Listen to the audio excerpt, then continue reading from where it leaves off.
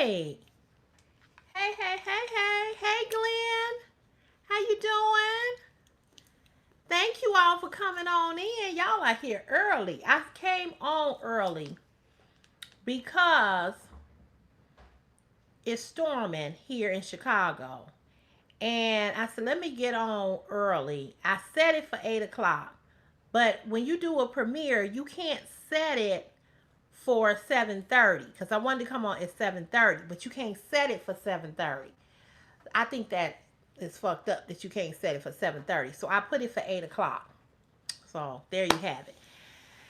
Hello, all of my viewers. This channel or this live stream is for adults only, 18 and up. If you are younger than 18, please do not comment on this live.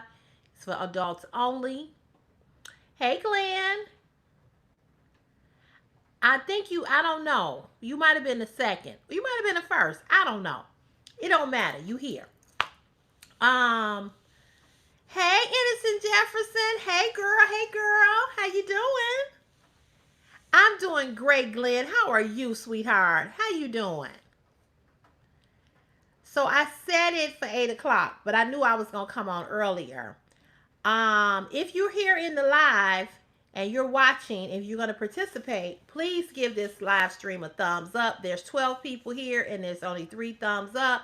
You can tap the screen. You can hit the 3 dots on the side. But just make sure you get a live stream a thumbs up. I did not set this live to subscribers only to comment. It is open to the public. However,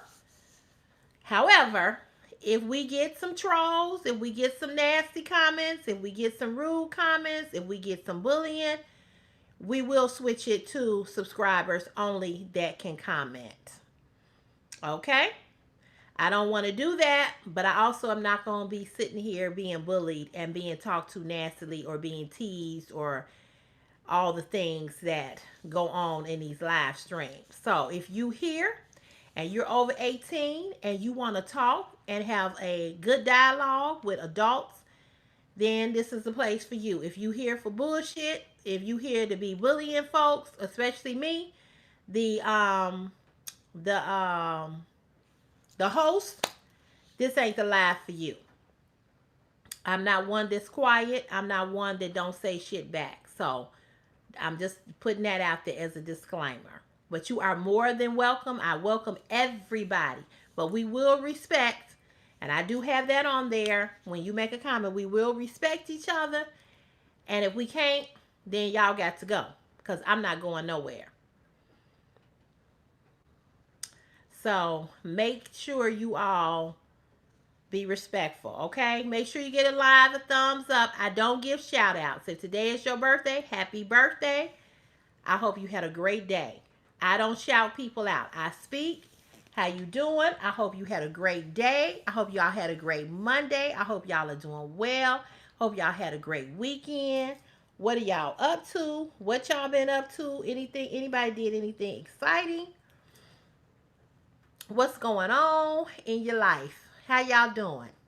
If you don't know who I am, my name is Cece. This channel is called Cece's Fashion. It's my passion. You from New York? Okay. And we have a good time, like I said over here. If you like live streams, if you like adult conversation, if you like to, okay, so you can go. Let's hide you. If you coming in here joking and saying stupid stuff, you get hidden. That's how they go. I'm not going back and forth with nobody. You in here talking about you 2 years old? Well, apparently you're not. We know you're not 2, but just in case, just because you wrote that, you gotta go. Hey D, what's up, girl? How you doing, sweetheart? Hey Raquel, how are you? You started early looking for King Beard. Let's get rid of this person. Bye bye. I don't know where he is. Hopefully he'll show up. Hopefully he'll show up. How you doing, Raquel? How is everything? How was you guys' weekend? D, how was your weekend? Hey Zoe, how you doing? So we have 44 people here. Thank you so much. I appreciate the compliment. Make sure you all give the live stream a thumbs up, please. I appreciate you all so much. You saw the car chat today? Yeah, and I think what I said was appropriate, which I know you agree with me. Yeah, I had to explain some things because I was getting a little heat the last time we was on here. Thank you, Zoe. Thank you so much. That's great to hear, Raquel. That's great to hear. And I just wanted to kind of like explain why I hadn't reached out to him. So I knew you all would understand, but I'm not gonna rehash that again. But yeah, so it was a good live stream. Yeah.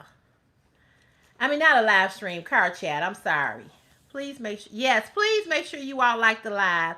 It's 63 people, 55 people, and it's 11 thumbs up. Thank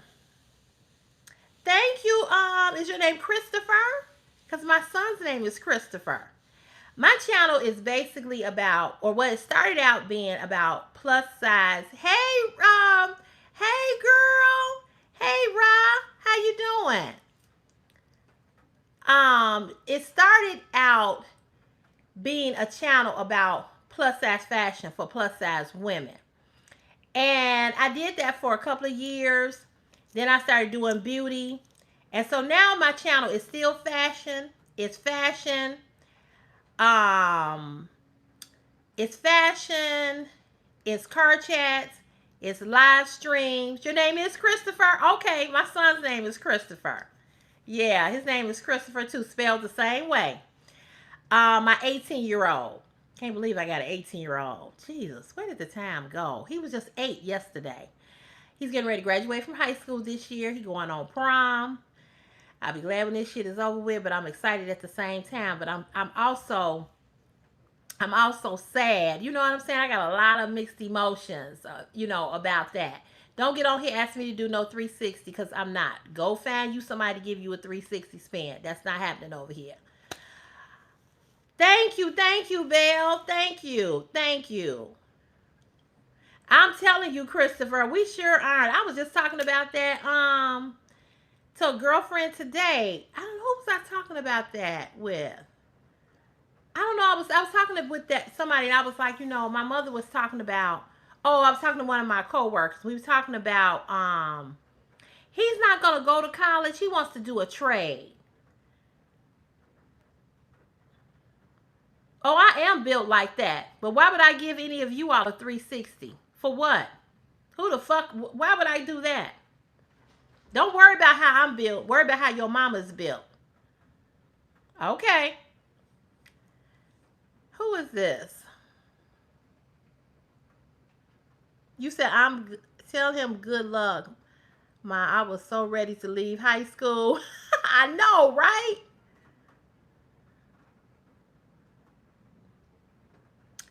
I'm gonna have to go look. Did you send it to me in my inbox? Yeah, so he wants a trade.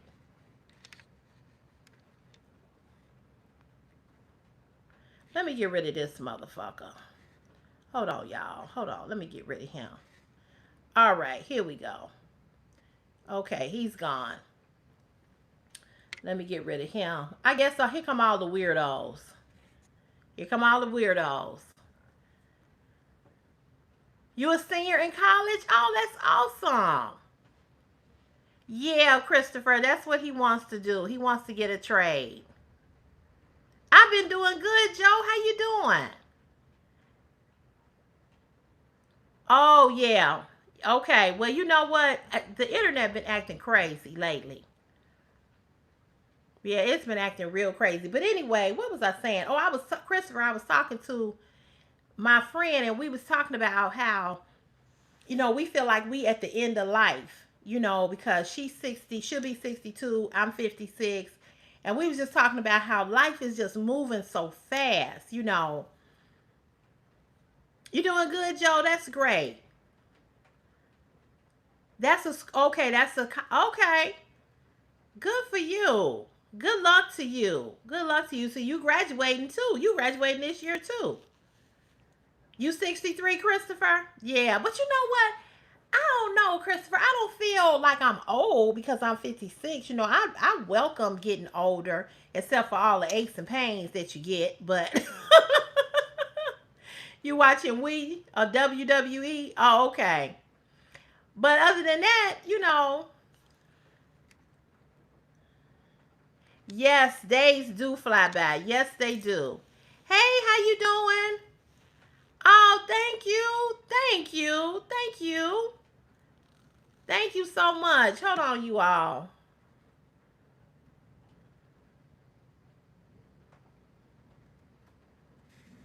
Let me tell him I'm live.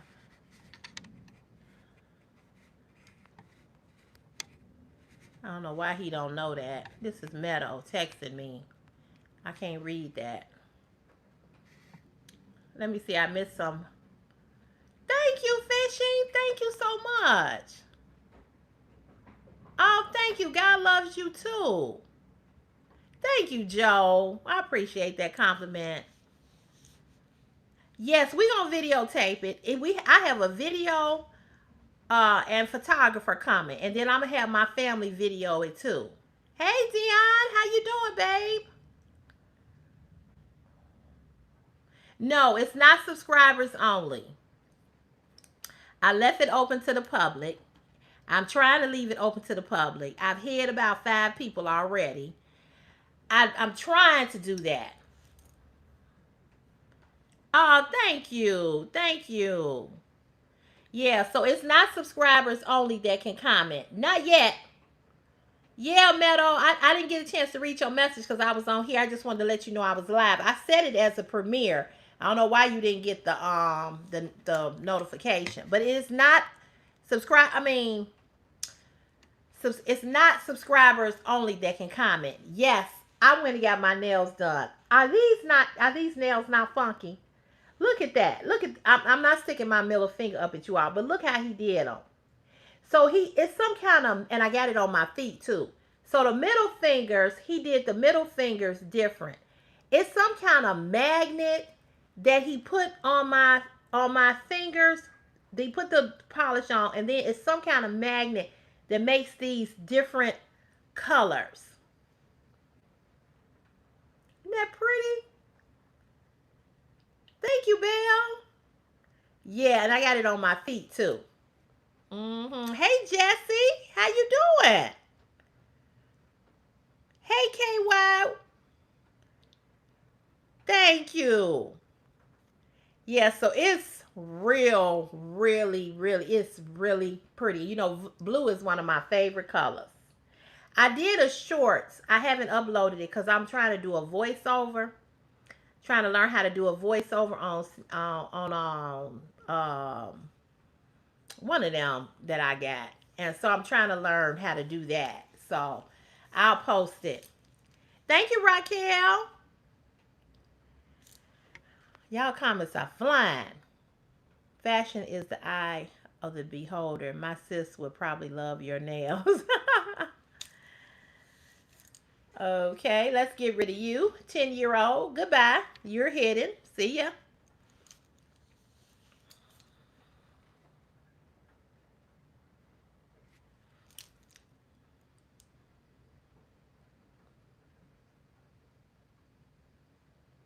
Oh, that's the okay. Okay, Rod. I'll tell him that. Yeah, I'll tell him that. So let me just make myself clear. You get in here with bullshit talking about you two, talking about you 10, you're automatically hidden. You can, I'm not here for play. Go play with your mama, go play with your kids, go play with whatever. This is a grown live chat. I don't have time for bullshit. Thank you. God bless you as well. Oh, okay, Ron. I will definitely tell him to do that. Hey, Colt. Hey, Aunt. I don't know how to pronounce your name. Hello, everybody. Happy Monday. I hope you all had a great weekend. But yeah, I would definitely tell him, Rob. I would tell him to look at that. I know. It's 77 people in here. 77 people, but it's only 23 thumbs up, which tells me that it's just people that's, just watching, but they don't want to get a live stream of thumbs up. It would be nice if they would. It helps. But yeah, the comments are going by fast. My day was great. How was your day? It's 80 people here now.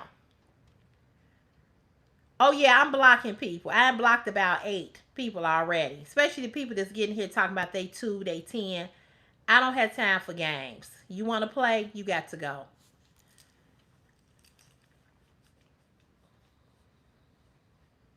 Oh no, I didn't hear that, Chris. Thank you for subscribing, Green Stick Figure 14. Thank you. I appreciate you. No, I did not hear that, but that is awesome.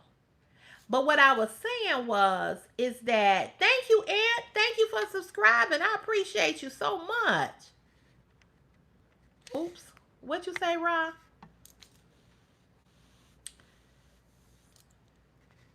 Wait a minute. Chris is good. Oh boy, I want to see him do well. It's the mom in me. My son was a butthole at 18. Girl, they be so doggone weird. Don't they though? Hey Buster, how you doing? Hey Winter, how are you? Oh, thank you. You so sweet. Thank you. Really? I gotta go find it, Christopher. I'm definitely interested in reading that. But I guess what I was gonna say to you, Buster, you good? That's great. I don't feel like I'm coming to the end of life, but I certainly feel like life is flying by. And you know, my mother is 82, and we're going to see my uncle in Delaware in July, and he'll be 84 in May.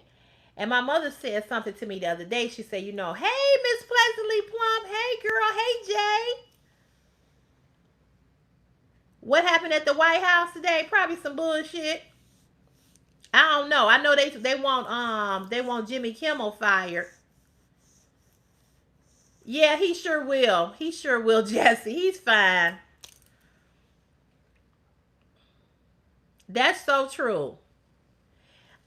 Green Stick Figure 14. I usually stream 3 days a week.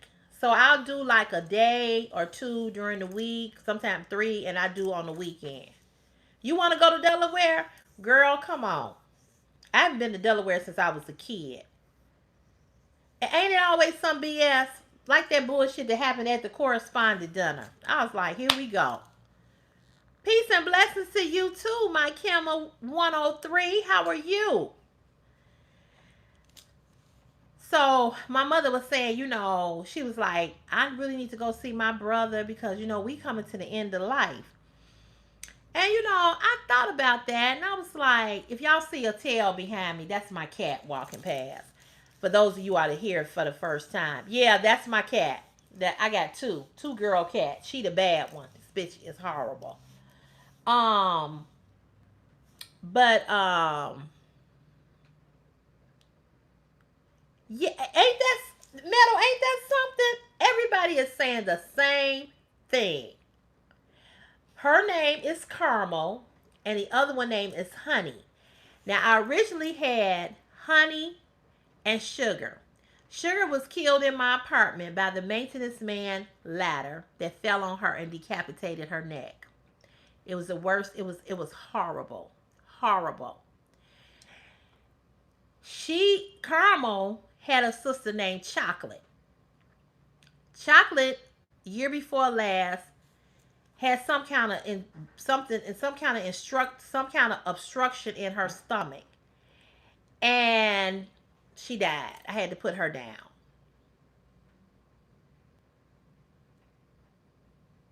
I, Christopher, that's what I'm saying. What the fuck is really going on? Here she come, y'all. What is really going on that he don't never, ever, ever, ever die? They miss all the time. Yeah, so that's what happened to my cats. My granddad turns 86 in June. That's my last grandparent. I hope I can drive him to Mississippi. Oh, I don't have no grandparents left. Yeah, so the cat was decapitated, and that was horrible. He left the fucking ladder in the house, in the apartment, and you know. So, did you say hi to the people? It's storming here in Chicago. Where you all from? Go over there. Go. Because I can't hold you and look at this. Wait a minute, y'all. I missed a comment.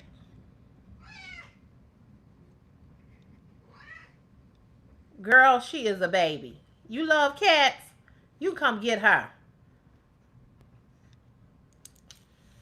That's true. That's true, KY. Yeah, she was cute. I miss her. Really? Well, that's good. I'm glad some of the old videos are popping up. I'm glad about that.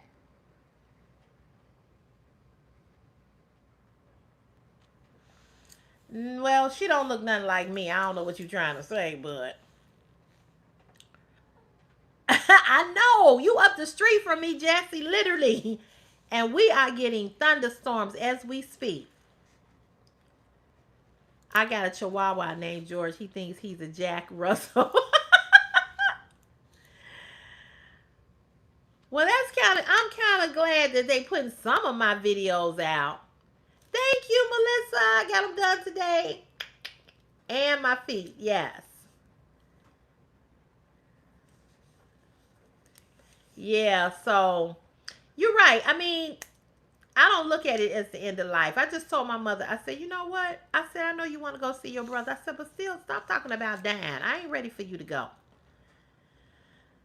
When my father died, I thought I was going to lose my mind. I just prayed that, my mother stays a little bit longer. Hey, Alyssa, how are you, girl? I thought I saw you in here. It's 78 people from on my end. I don't know what end you all are on. And I think somebody sent a gift. Thank you, whoever sent it. I'm sorry I missed it. It's 38 people here. It's 38 thumbs up. Almost 40. It's 67 people. The numbers keep fluctuating. So I guess people probably see me in the queue and they passing by. I'm grateful for the numbers, though. I'm grateful.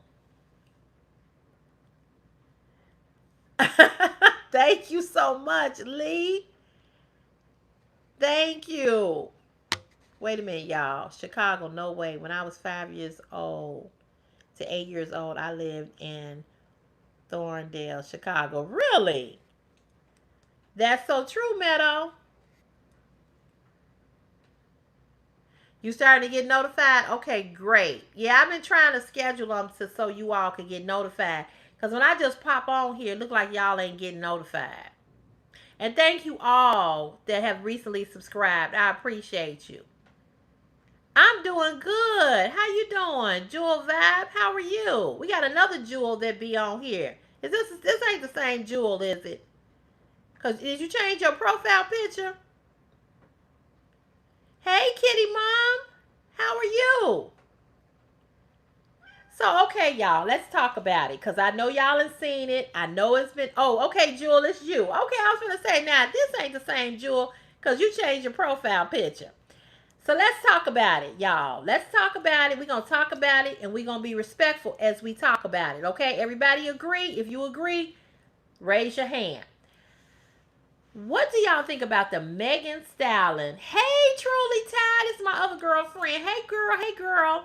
What y'all think about Megan Stallion and her man breaking up? What y'all think about it? Let's talk about it. Let's discuss it. And let's talk about Mary Mary's marriage breaking up. Okay, I got some hands raised. Well, we gonna talk about it and agree to disagree, and we're gonna be respectful. What the hell is going on? Nobody can stay together. I don't understand it. And Mary's husband, the nerve, the audacity. But see, this goes back to what I said to y'all before. Women, we stick around, take these mofos back, and look what the fucking happened. Well, apparently, Megan Thee Stallion's man cheated. And she said he got some other things that was going on. Hey, Khadijah, Sherman, how are you? How are you, sweetheart? I hope I said your name right.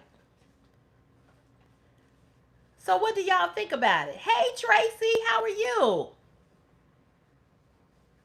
So what did Megan do? Did she get in her karma? RJ, hey, RJ, how are you? Absolutely. Yes, Mary been in a relationship with herself for a long time. He had an outside baby on her.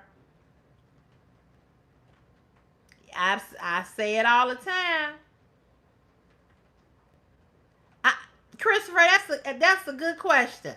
That's a good for the money.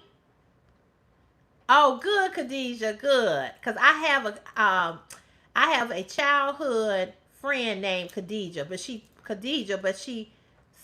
spells it differently the way that you do. He been cheating a long time. Yeah, RJ, he got an outside baby. It's so many of them that got outside babies. I think I'm saying it right.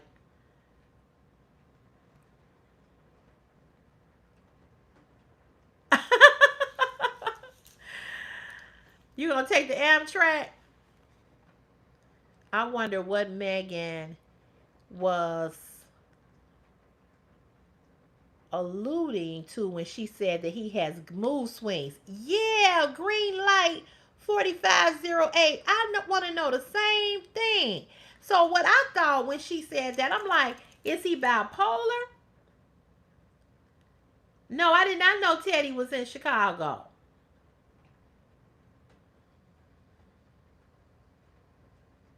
Oh, really? How many?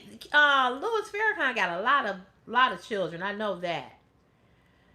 I assume that when she said he had mood swings, that he's bipolar. I feel sorry for her because Megan Thee Stallion has always been rapping about how to do this, how to do that with men, and then she fell in love. I'm an Aquarius. I'm an Aquarius too. But you know what? I don't judge people on their zodiac signs because it's just that. You know what I'm saying? People say, oh, Scorpios are like this, Leos are like that. No, people are just people. That's the truth.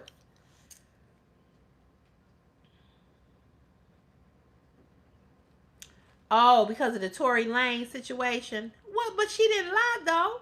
So I don't know why they hating on her. Yeah, I thought he had an outside. I think he had an outside baby. Yeah, Megan is an Aquarius. Yes, she is. Yes, she is. I don't know when her birthday is. But my point to you all is this: taking a man back when he cheats, and I know a lot of women do. I have. What does that gain you? And Mary's husband, I mean, he was poking everything that was moving.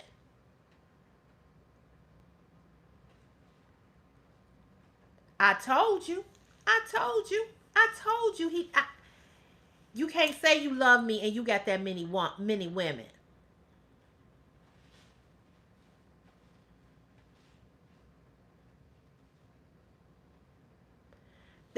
That's what I'm saying, RJ. What did you gain?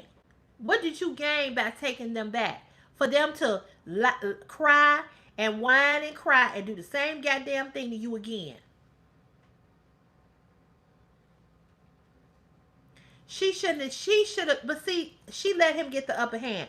Now he in file for divorce. I would have left that motherfucker so quick. I would have been out of there. She's on the road, she's touring, and this motherfucker is poking everything that got a hole. But we never the main chick. That's the problem. I agree, Meadow. Thank you. Thank you for subscribing, Christopher. I'll see you soon. God bless you too. You stay safe as well, dear. Girl, it's just too much. I can't do it. He probably is a narcissist, Tracy. He probably is. He definitely got some kind of issues going on. Yep, that's exactly right, Khadijah. And this is the whole thing that gets me. Hey, how you doing? Girl, I be fighting this gray like crazy, and it still come through. No, he didn't want her. He never wanted her. No, no. You back, Colt? Okay. He is addicted to poking any hole, I believe, male or female. See, when you get a man that's at that overly sexed, that says to me that you like doing it. Chris, Chris,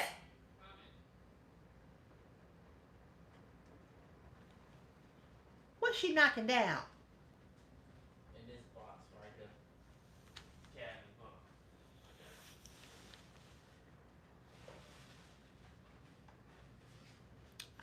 Meadow, I don't understand it either.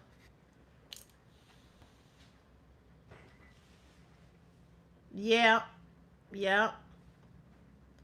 But she knew what he was and she kept taking him back. Yeah. I'm going to say this to you ladies that are sitting here. This ain't no shade to the men.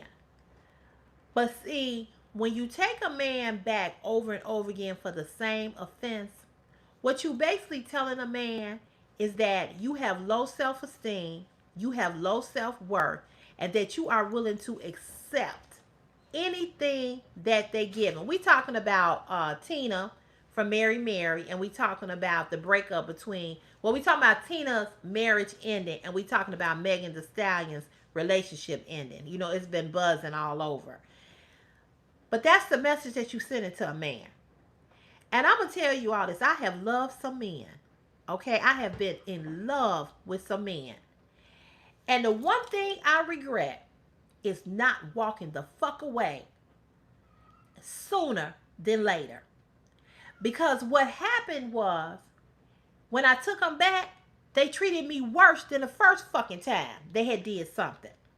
So you can't keep taking a man back for the same fucking offense. It's just like if you get arrested for the same thing. If you are a person who like to rob stores and you keep getting arrested for that, why the fuck should they let you go and let you out?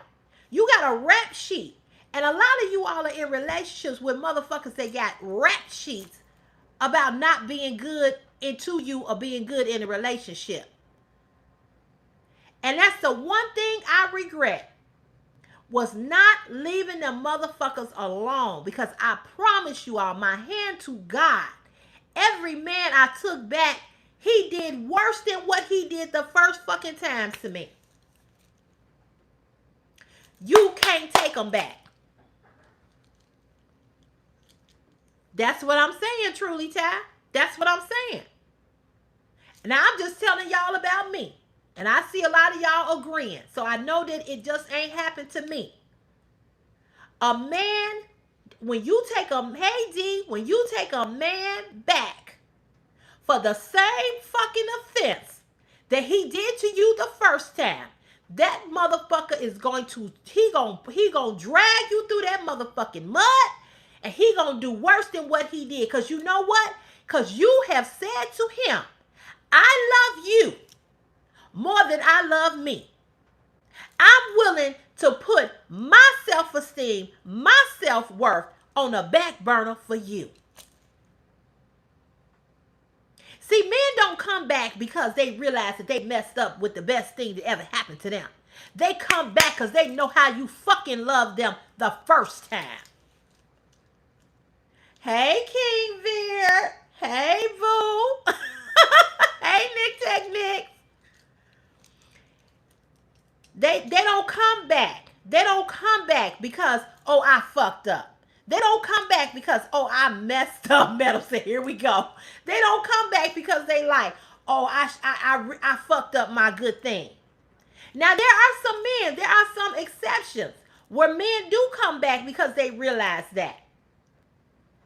But what you got to understand as a woman, you got to know when to fold and when to hold. They want to finish you off. What you, come on here. Come on. That's all they want to do.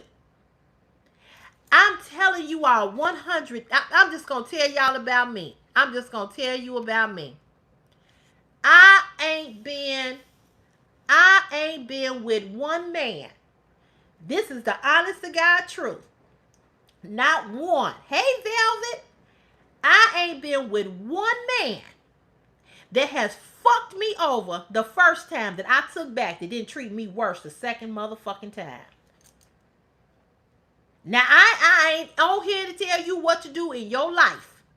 I'm just telling you what has happened to me. And the second time was worse than the first time. And when I tell you he took me through there, he took me through there.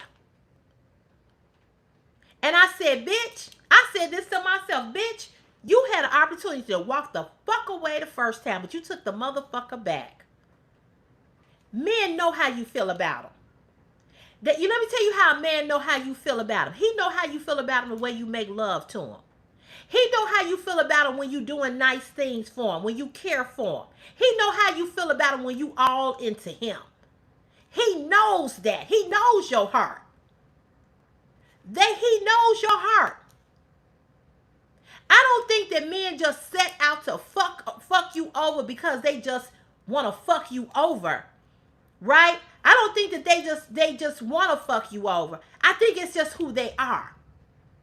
My girlfriend, the one I told y'all is getting married in New Orleans, let me tell you what she told me some years ago that her father told her. He told her, he said, a man will walk you down slow. And what her father meant by that, I had never heard that. And I said, what the fuck does that mean? She said her father told her, a man know, he said, the minute you open up your mouth and you start talking to a man about you and what you've been through, he said he walks you down slow until he get what he want. He also told her, he said, we don't mean y'all no good. This was a man telling her this. So he schooled her, and I hope she listened with this situation. He schooled her on how to treat men. And she schooled me. What did D say? Because y'all laughing.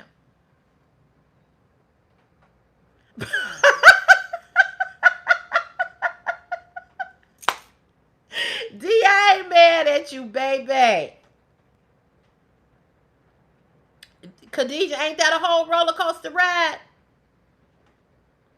I'm telling you. Hey, Brittany. Yes, they do. Yes, they do. Yes, they do.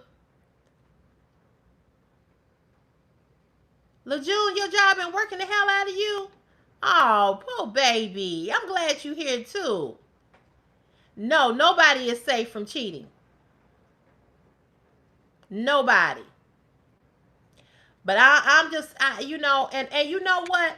And what I know is that as women, God has made us very special human beings.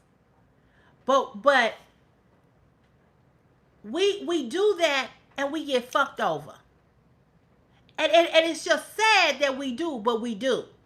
Hey, Juanita. Hello. Yes, you are right.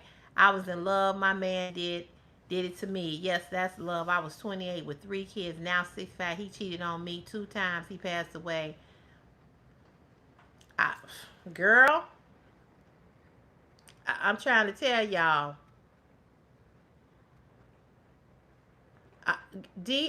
Girl.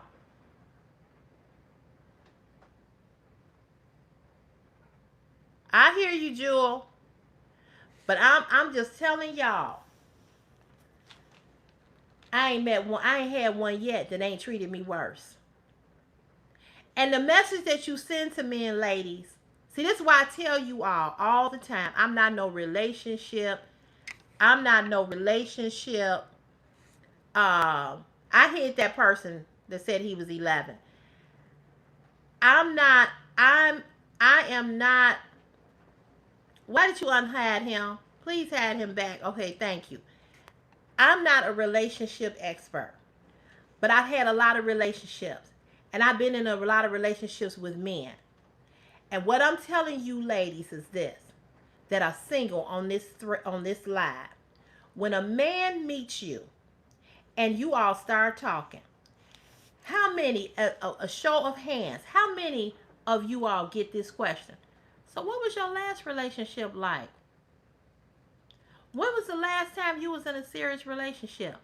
Why do you think men ask you that? Do you think men ask you that because they want to come and be your prince and your knight in shiny armor? Why do y'all think men ask you all that?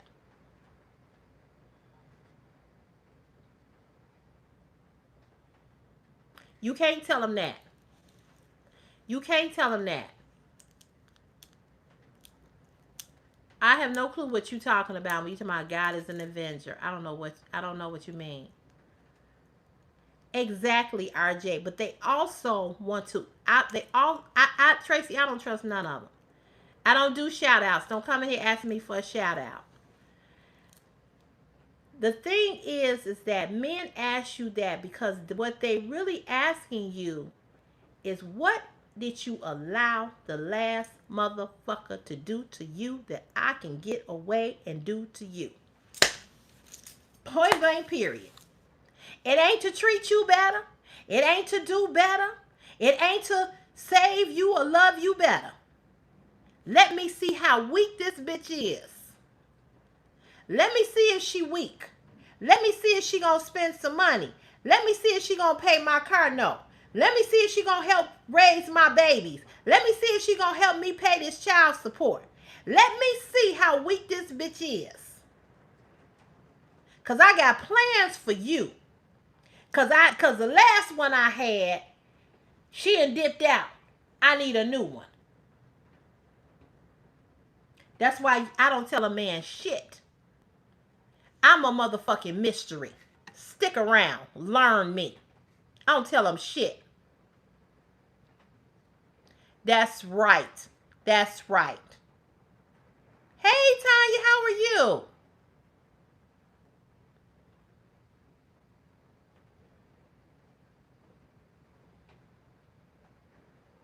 Shelly, you said it ain't a man in this world I would date, let alone be in a relationship with. I'm just saying. Baby, baby. I just told Nick Techniques that on the phone. We talked earlier. I can't do it.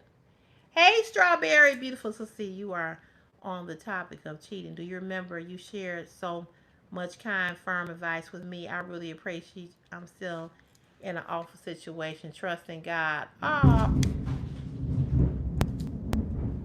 ooh, that thunder! Y'all hear that thunder? The whole house shook. The cats flew. That too, RJ. Right. I'm just going back and reading you all's comments. I've been engaged 4 times and God always reveals something so I would never make it down the aisle. Wow.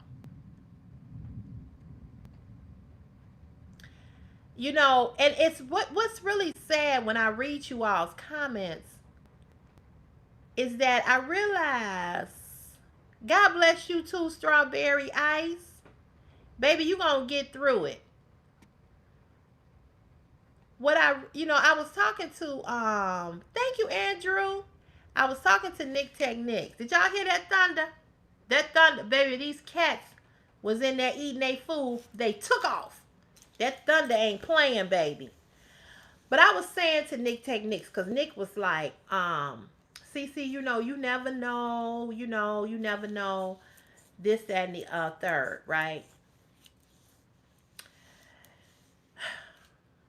All I'm gonna say is, and I've said it to you all so many times over here. If you watch my car chats, you've heard me say it.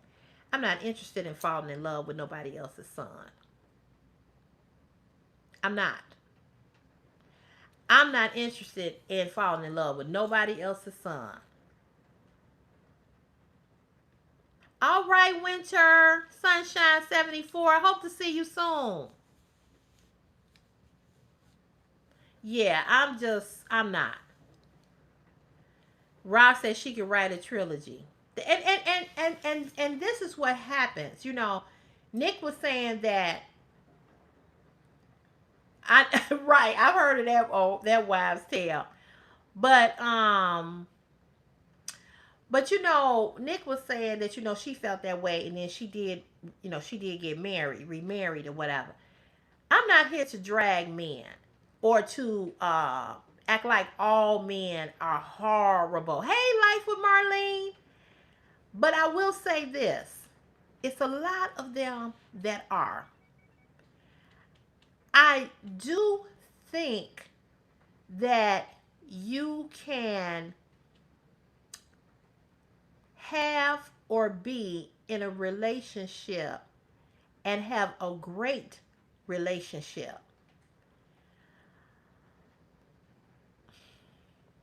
But I don't know. I don't know. I don't know. I don't have that much trust. I'm not trust. I don't have that much belief. It A man cheating has nothing to do with what you look like or what you have or what you don't have. Men cheat because they absolutely just want to cheat. And that's just the truth. You all, hold on one second. My mother is texting me. Something is going on. Hold on, you all. Don't go nowhere, y'all. Hold on. All right, y'all. Sorry. My mother was texting me to tell me that her next door neighbor's father died. Yeah, this thunder is something else.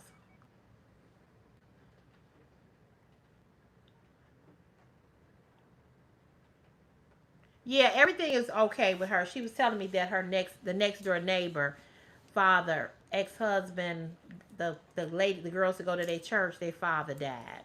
He had been sick. He had been pretty much dying. He died. So, hey, God chosen, how are you?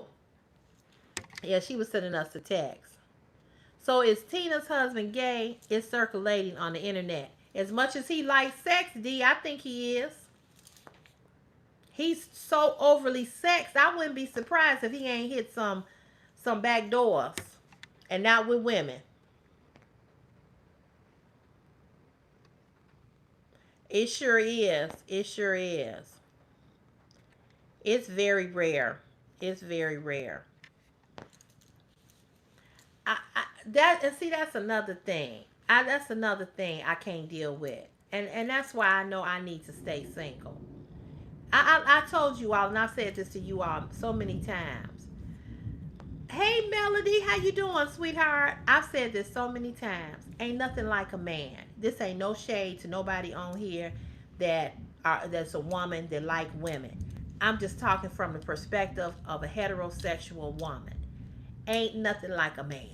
Ain't nothing like the way a man holds you, kiss you, hug you, make love to you, and do all the things he do with you. Ain't nothing like a man. Okay? Ain't nothing like a man. But god damn it, I'm just not finna be. I'm not. I'm not getting ready to let you do anything to me. I'm just not. Hey Andrew.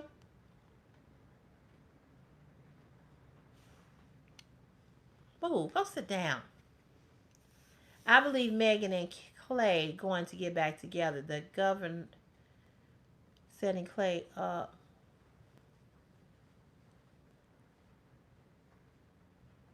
I know she really hurt. I know she hurt. Yeah, I mean, let's just keep it 100, ladies. We need a man. When I say this, I'm not saying you need a man like you need a man like you can't live life without a man. Okay? Hey, how you doing? I'm not saying that. But what I am saying is that men are needed.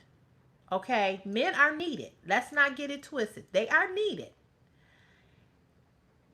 You cannot replace a man for what he is, because what he is what he is. A man is a wonderful thing to have in your life. He is. It's wonderful to have a man come and be able to fix things, do things. It's wonderful to be with a man that makes you feel safe. Oh, he gonna ask for that spousal support. You know that. It's wonderful to have a man to be your covering. It's wonderful to know that you can depend on a man, that you get support from a man, that when something go wrong, he's there. It's wonderful to be able to have a man love you in the right way, to protect you, to be concerned about you, to care about you. All of those things are wonderful. It's wonderful to be with a man, and the sex is good, and the relationship is good, and the companionship is good, and the conversation is good. I've had several connections like that. Get down. I'm not gonna hold you now.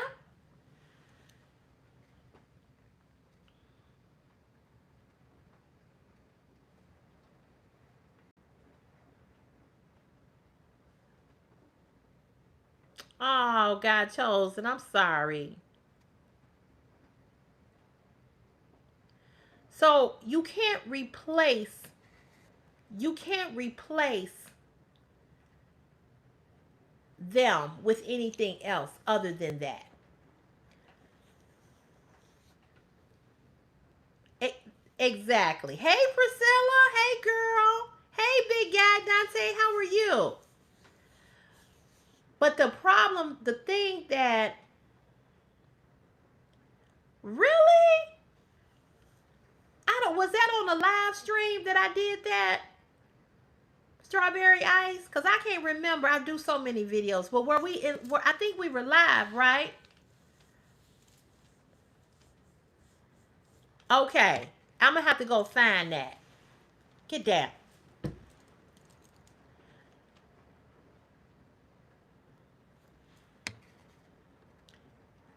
Juanita, you said men looking girl no need. Yes, they are. Yes, they are. You are so right. Yes.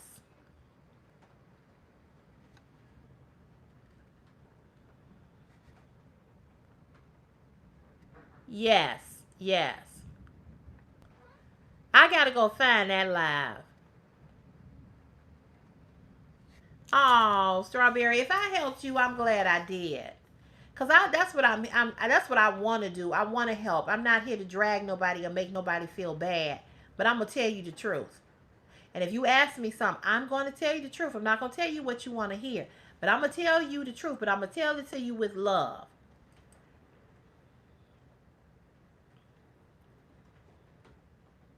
Yes, it's a lot of beautiful women that have joined this platform. For the longest, I was a man's channel, and I always wanted this to be a woman's channel. And the women have surpassed the men with the subscribers. I hope you had a good day life with Marlene. But what all I'm saying is that you can have a wonderful relationship with a man, but you have to know your worth. You have to know who you are.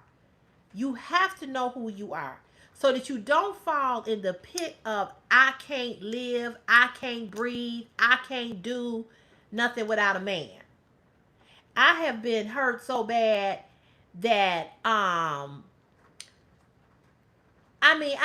I've been hurt so bad that I felt like my soul was getting ready to come up out of my body. I hope so, Jewel. I hope so. So, I'm just at the point in my life at this age, uh, I don't desire a lot of things that I used to desire because I know who I am. My self esteem is not where it used to be 20, 30 years ago. And so a lot of men don't like what I say and they want to be combative and they want to argue. And I just let them say what they want to say because when you become combative and when you trying to go back and forth with me as a woman, it lets me know that you're that man that I'm talking about. Because men that aren't those type of men, they're quiet. They don't say anything. You got to know who you are, and you got to know what you believe that you deserve, and what you know what you deserve. Not what somebody else is telling you you deserve, but you know you better than anybody because you with you all the time. I agree. I agree.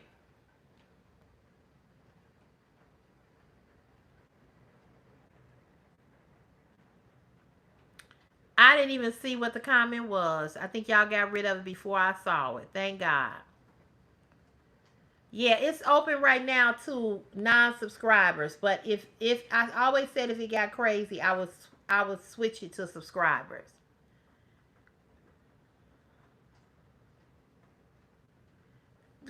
Ain't that the truth? That's the truth, Melody. That is the truth. And it's a lot of that.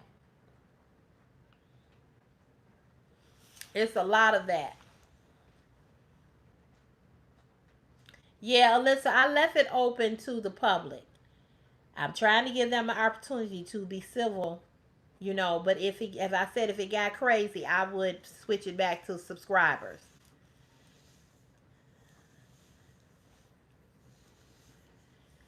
Yeah, but see, the reason why a lot of women don't know how to walk away, Brittany, because they don't have a lot of they're very in. Did you hear that thunder? That what you see how they ran?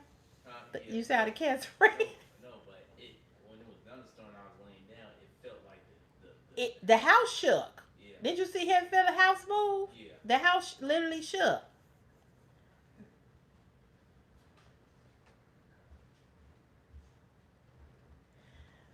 So a lot of women, that's okay, strawberry ice. It's okay to be a silent watcher. It's okay. As long as you getting what you need. But um a lot of women have fathers and still have low self-esteem. I had a father. And the reason my father taught me things, but he didn't talk to me about men and what men would and would not do and the games that men played and how a man would walk you down slow and how a man would do this. Only thing my father told me, if a man is trying to rape you, kick him in the nuts. You kick a man in the nuts, he'll go down. You know, he didn't talk to me about things that I needed to know about men as far as relationships went. He told me stuff like don't ever be in a man's house by yourself. Don't make sure you got money to get home. The general stuff you tell people. You know what I'm saying? But oh, life with Marlene, you are so sweet. But the reason why getting back to what I said, a lot of reasons why women don't walk away and continue to go back to the same thing is because have they don't have enough self-esteem and they're insecure. And if they ever get to that point where they get their self-esteem together and are no longer insecure, they out of there.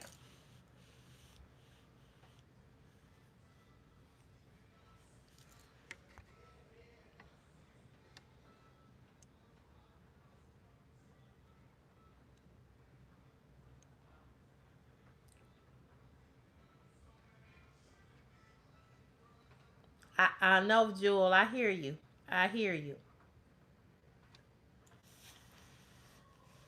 Oh, y'all so sweet. Y'all are so sweet. Thank you. I want to be a blessing. And that's why I don't want to keep arguing with people about stupid stuff on this channel. Because I'm not here for that. It takes me out of, hey, Mr. Potato. It takes me out of character. I don't want to be arguing. I don't want to be going back and forth with people over dumb stuff. Right, God chosen. I feel you. I feel you. But you all have to talk to your daughters about men though. What be from a man's perspective. You a man.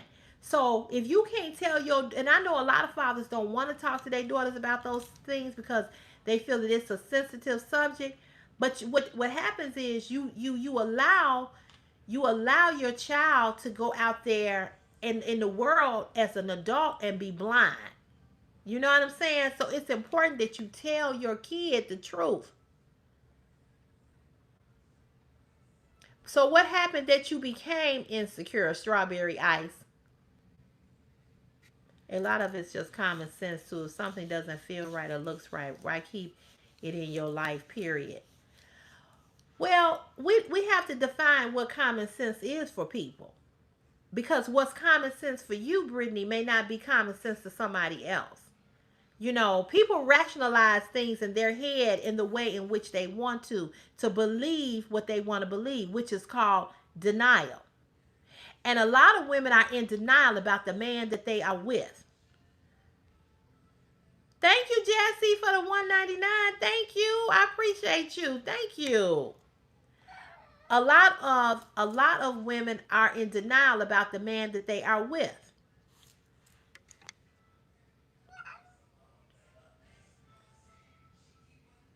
Exactly, D. Yes.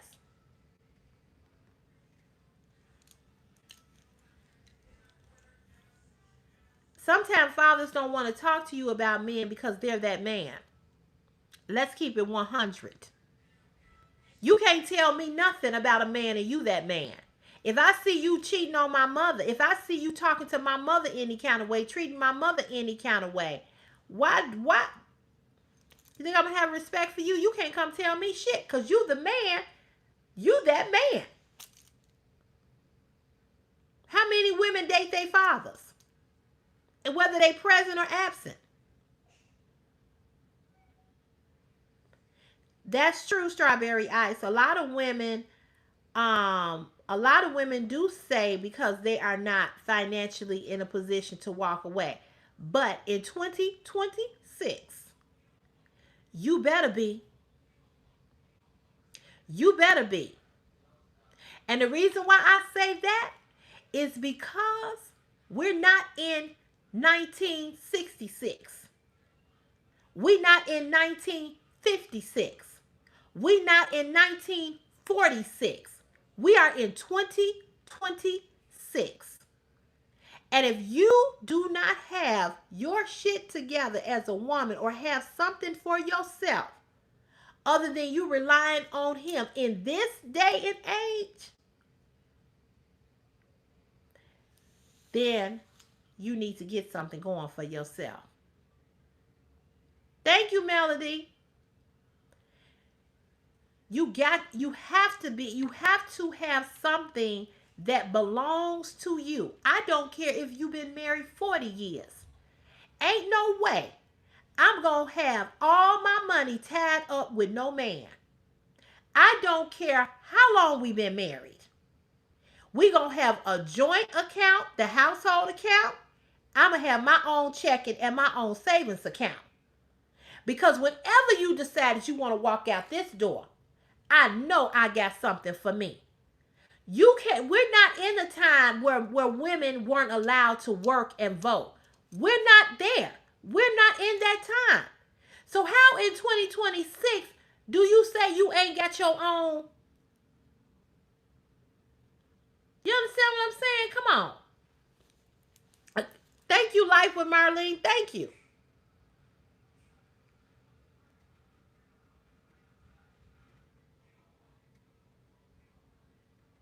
That's good, God chosen. I applaud you.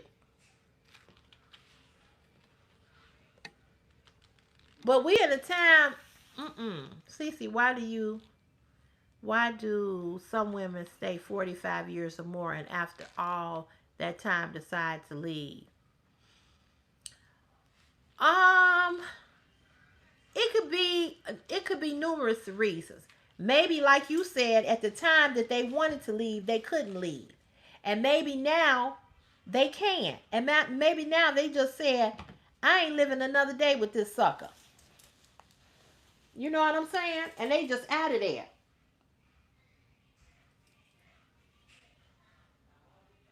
And I understand that too.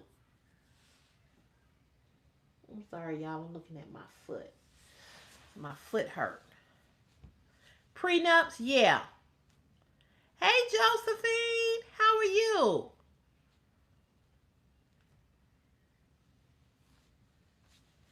Yeah, it could be a lot of reasons.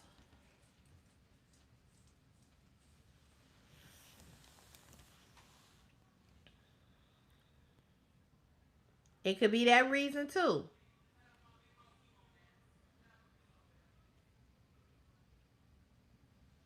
Hey, how are you? Your name is long. My okay, it's too long. Yeah, kids. Excuse me, kids do play a big role. They do. A lot of women stay for the kids, and because they need, they need some help. That's good. I'm glad you good. You said some women are scared to be by themselves. That's a lot of women. D, you said some men find all things intimidating that a woman has on her own, but don't look at it like she doing her thing. I'm doing my thing. We can groove together instead. Yep, yep.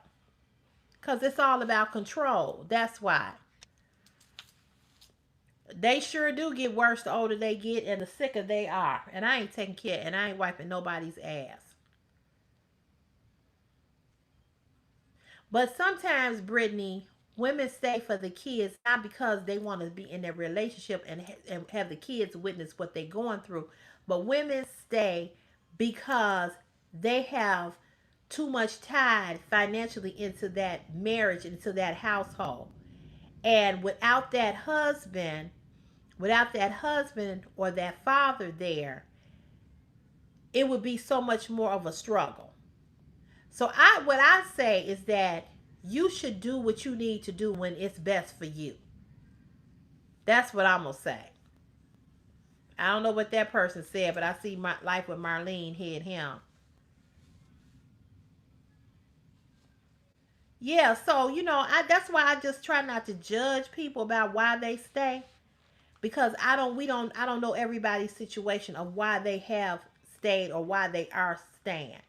But you got to get yourself in a position to be able to walk away if that's what you want to do. Because once you check out mentally, the physical is soon to come.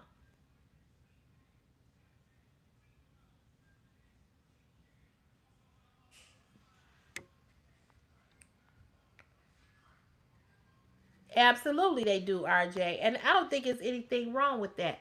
Because, like I said, can't nobody just get up and leave when you marry. Now, if you just dating somebody, um, absolutely, absolutely, Deborah, yes. I agree with that. I agree with everything you saying, Brittany, but I'm just giving you the flip side of it. See, being married to someone and dating or living with a man, that's a whole nother dynamic. Marriage is a whole nother dynamic. So it depends on what's going on in that marriage. It depends on where you are in the marriage. It depends.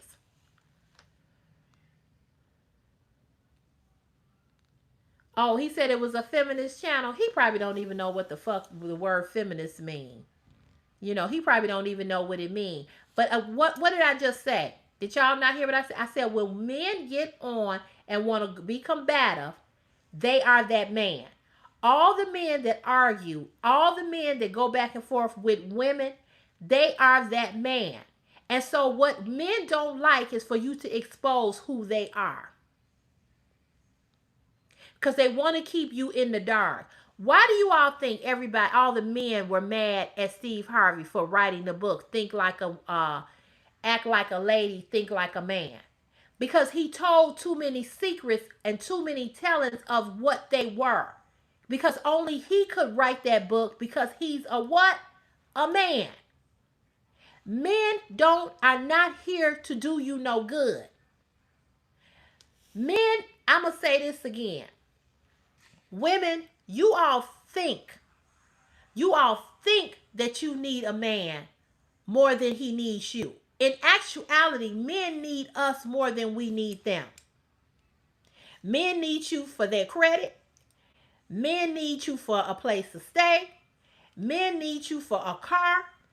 Men need you for support. Men need you to help them do this or that or the third.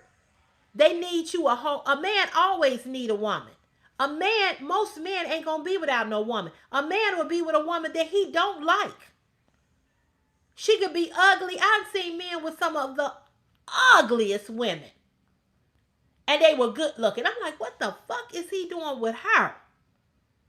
But then I get to know what the chick is about. And I'm like, oh,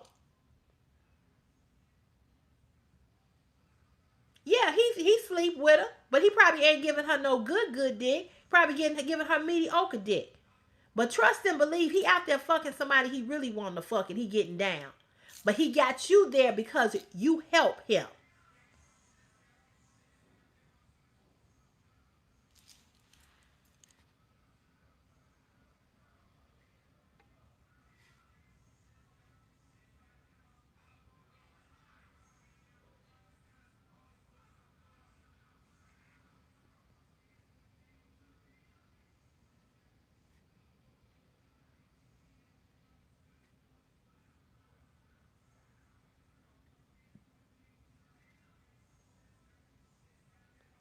Well, like I said, Brittany, that's I get that. I get that. But again, every person is not the same. That's all I'm saying.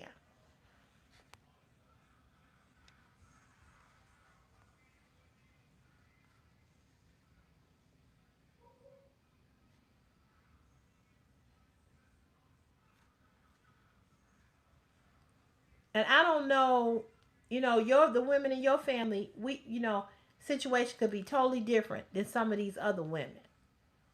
But the point is that women got to get stronger and better, and women got to start taking charge and start being in charge.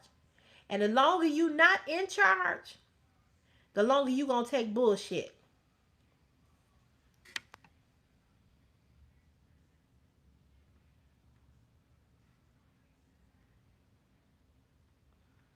Yeah, I've heard some older people say that too about don't take the argument into the next day. It depends on what the motherfucking argument was about. Cause I don't let shit go. Especially when you wrong.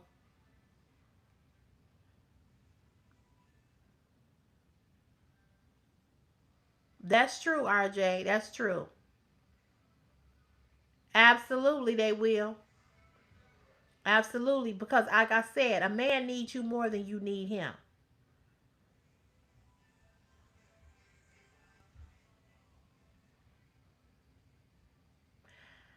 I think the longer you married, I think the harder it gets because of what you have built with that person. I don't even think it's the memories because when a person is treating you bad, who has time to think about good memories? All you thinking about is what the fuck they doing right now. So a lot of people don't stay married because they dwelling on, hey brown beauty, how you doing, because of what it used to be, because what used to be ain't that no more. Your mother might be staying for numerous reasons. It could be a ton. It could be, she could be saying she's staying because of your youngest. Hey Jessica, she could be saying that she's staying for your younger. Hey Wilma, hey girl. She could be saying she's staying for your younger siblings, but I don't think that's why your mother is staying. I don't think that's really the reason. I think that's the excuse because that she doesn't know what other reason to give you. Because if she really looked deep, deep down inside of her, she knows why she want to leave. She knows that better than you.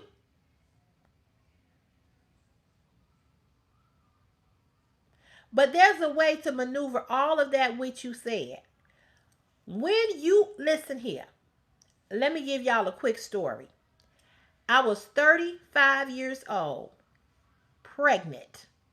I had him at 36. I was 35 years old, not married, pregnant, and in an abusive relationship. I had a fucking enough. It didn't matter if his dick was long as this fucking house. It didn't matter how much money he had. It didn't matter how many cars he drove. It didn't matter. When I was fucking done, I was done. I did not know how I was going to do it. I did not know. But I'm going to tell you this. I had a mother who said, I'm going to be here for you and this baby, no matter what. I had a father who said, I'm going to be here for you and this baby, no matter what. I had a sister that said, I'm going to be here for you and this baby, no matter what. So yeah, I had a great support system, but I was motherfucking tired. And it didn't matter what his mama said, his sister said, his brother said, his daughter said, or the baby in my stomach that I was carrying at the time. I wanted that motherfucker gone.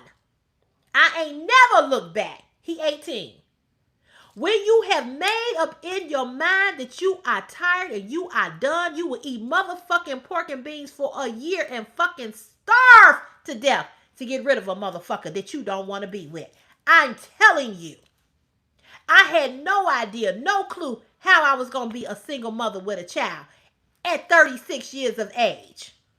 But I relied on him. What me?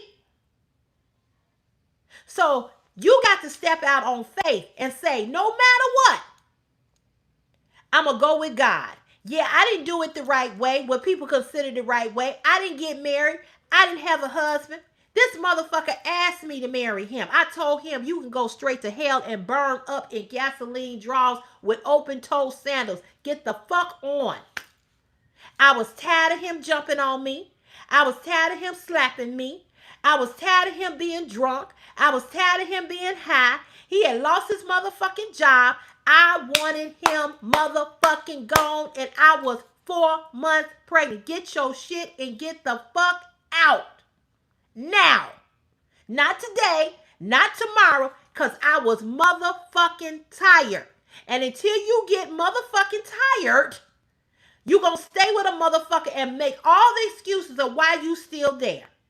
Because see, if you can't look at your situation and say, yes, it's bad. Yes, I don't know what I'm going to do. But God, I'm going to trust you in the process. It may be difficult. It may be hard. I might have to cry. I might have to crawl. But God, I'm going to go with you. Because I know what I'm tired of. I know what I'm tired of. And I know that this is beneath me. I know that I'm better than this. Yes, God, I'm pregnant. Yes, God, I'm scared. But God, I'm going to trust you in all things. Because I know that you love me enough. That you love me enough. That you said that I'm your child. You love me enough. You love me enough. I know you love me enough. That you will not have me blind. That you will not have me in a situation where somebody is slamming my head up against the wall. Where somebody is throwing me up against the wall. God, I know you love me more than that. I know you care about me more than that. I know that. And God, if you can get me out of this abusive situation, God, I just want to trust you. I just want to believe in you. I'm going to go with you, God. I don't know where you're going to take me. I don't know where I'm going, but I trust you. And that's when you got to really trust him to know that no matter what, he got you. He got you. See, what we do is that we put our faith and trust in man and not in God. You got to walk with God through the storm, through the rain, through hell. And it might get a little hard. It might get a little rocky. But you got to know that there's a God ahead of you. And you get behind him. You let God lead you and you follow him.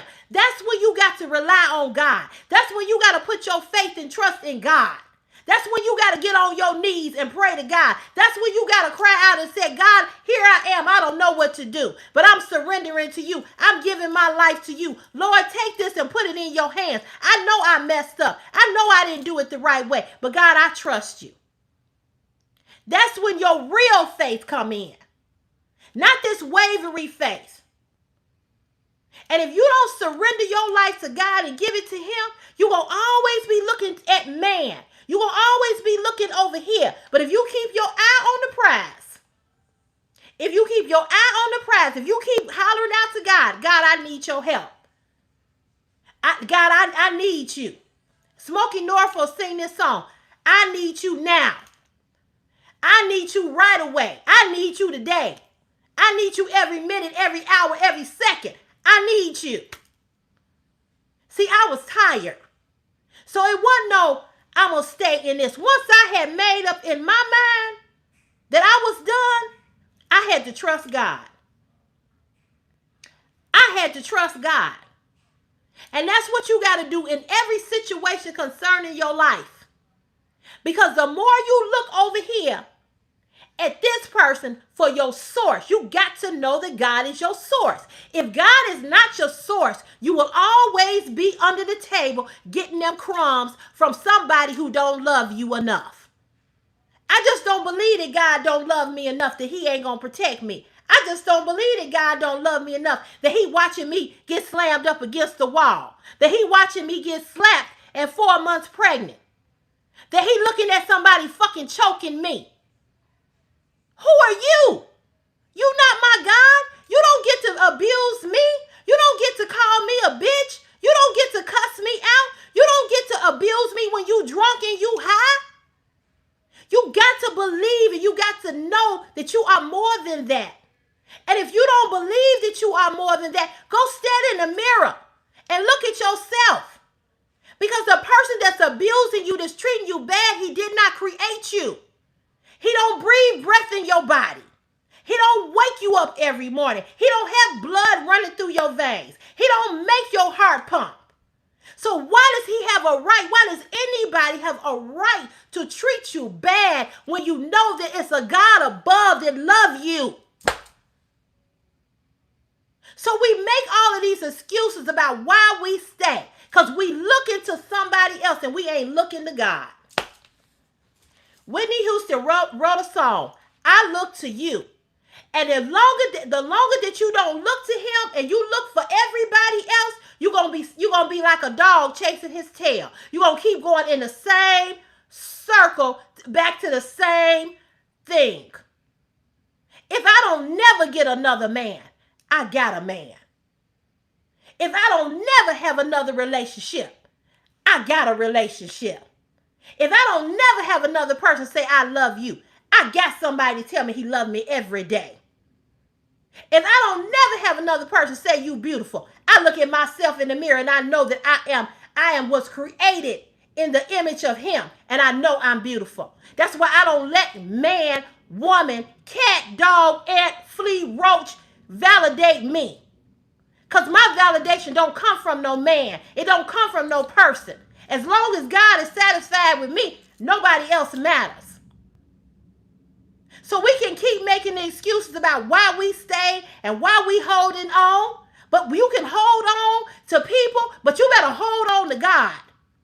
Because when it's all said and done, that's the only thing you're going to have left. I get sad. I get lonely. I desire companionship, but it ain't worth me walking around here being sad and depressed. The happiest time of my life is right now being single. I ain't sitting up in this bed wondering why he ain't texting me today, why he ain't called me today, why he treating me like that. Because I got a God who treats me good every day. And if I got a God who treats me good every day, why would I let another person who shit and piss like me treat me less than what God does? Now think about that.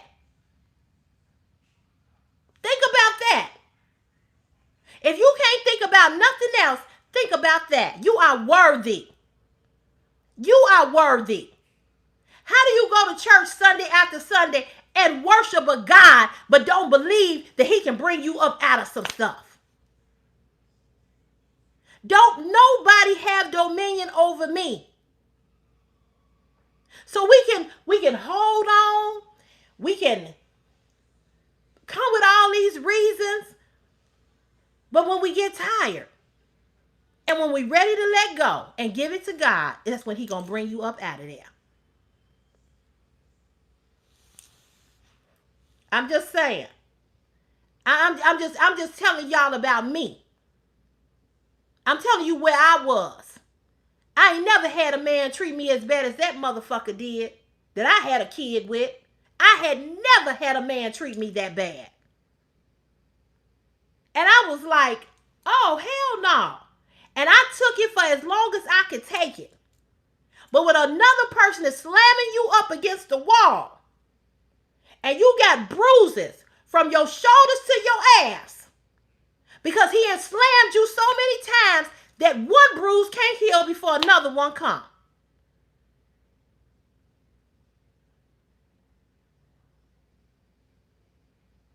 God don't treat me like that.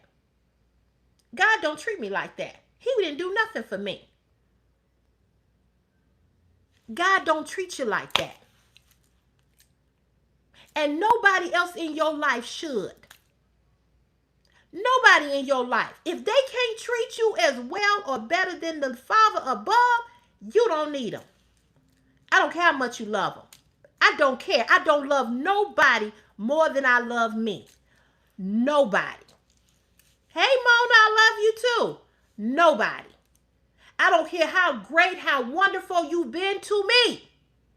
You cheat on me, you abuse me, you betray me, you got to go. I may cry, I may be sad, I may walk around here sad for days. But you can't treat, that's why I ain't with ex-friend now. Because when he walked out of this door and said what he said to me, you don't think I was sad? You don't think I was hurt? The first time he hurt me, I went to work. Y'all know I don't never go nowhere without no makeup. I didn't have on no makeup. I looked horrible for 3 days in a row. And then God said, if you don't put some makeup on and stop going to work scaring these folk, they ain't did nothing to you. They don't have to be subjected to that. Put some makeup on. Go back to yourself. This ain't you. Hey, Ambrosia. Go back to you. Raquel, that's right, baby. We all can relate because we ain't all been there. And I'm especially talking to the women. When he hurt me the first time, not sperm donor, talking about ex-friend from high school. I tried and tried with him and tried with him. And we went 2 times where we weren't talking. The second round,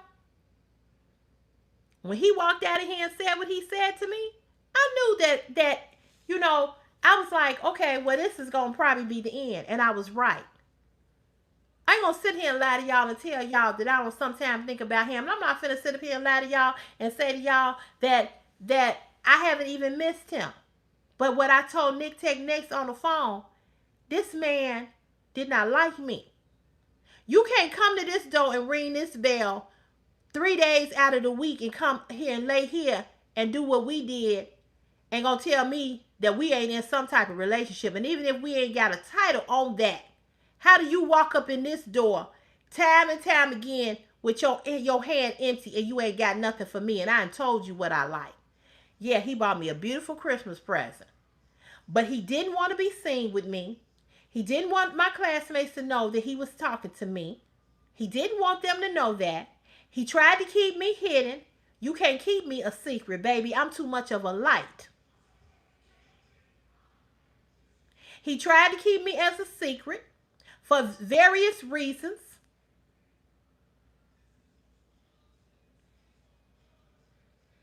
Wow, Jessica, I want to read that. He did all kinds of little things to let me know that he didn't like me. Now, why it took me so long, and it didn't take me that long to find out that he didn't like me. Because see, when a man like you, he want the whole world to know you his. Even if you ain't his like that. I didn't want all of our classmates in our business either. I know how to be discreet, But how you come and you pat me on the shoulder like I'm a motherfucking dog when you see me, but you around here hugging everybody else and you happy to see them. But you was just with me the night before. So I asked him, I said, are you messing around with somebody in our class? Because what's up? No, I ain't messing with nobody. And I don't really believe that he was. But one thing I can tell you is this. If he had liked me the way he said he liked me and he enjoyed getting what he was getting, he wouldn't have gave a damn who saw him talking to me. Because nobody had to know anything. I didn't put it on Facebook. I didn't blast it. I didn't tell nobody. And now he coming back around because ain't nobody came and told him nothing. Because I ain't said nothing to nobody. And if he ever told somebody that he and I ever had a thing, I would deny it to the end. I would say he a lie. See, I'm not claiming you. You ain't all that. I am. See, I know I'm the prize. I know that I'm a good thing. Because God told me that I am. I know that I'm a good thing. Any man would be happy to be seen with me. I'm not a bust down. I get my hair done. I get my nails and feet done. I'm always on point. I don't walk out of this door, even being a construction labor, digging holes with dirt from my toe to my ass. Even working behind the garbage truck. I'm always on point. Always. I may not be 100 because of the type of work I've done for the last 13 years. I'm a labor. I'm a construction labor. I used to be a sanitation labor. I worked behind a nasty ass garbage truck. Been scratched twice by a rat. I had every animal jump on me. But I still walk about this door smelling good. I take a shower every day, every morning, at night. Lotion on, perfume on, makeup on, lipstick on. They sure ain't. You ain't lied. They sure ain't. So, I got a good job. I bought my own house. Didn't need no money from my mama or family. I paid my car off. I've been doing this job for 13 years and it ain't been easy. I fell in the alley. I had 2 rats jump on me, scratch me. I seen everything dead that could be dead possible. I had to climb in a garbage truck, out of a garbage truck, ride on the side of the garbage truck, titties bouncing, almost gave myself a black eye a few times before I was like, bitch, get a sports bra. Ass jumping, knees hurting, falling in the alley from running from a rat, almost broke my damn leg.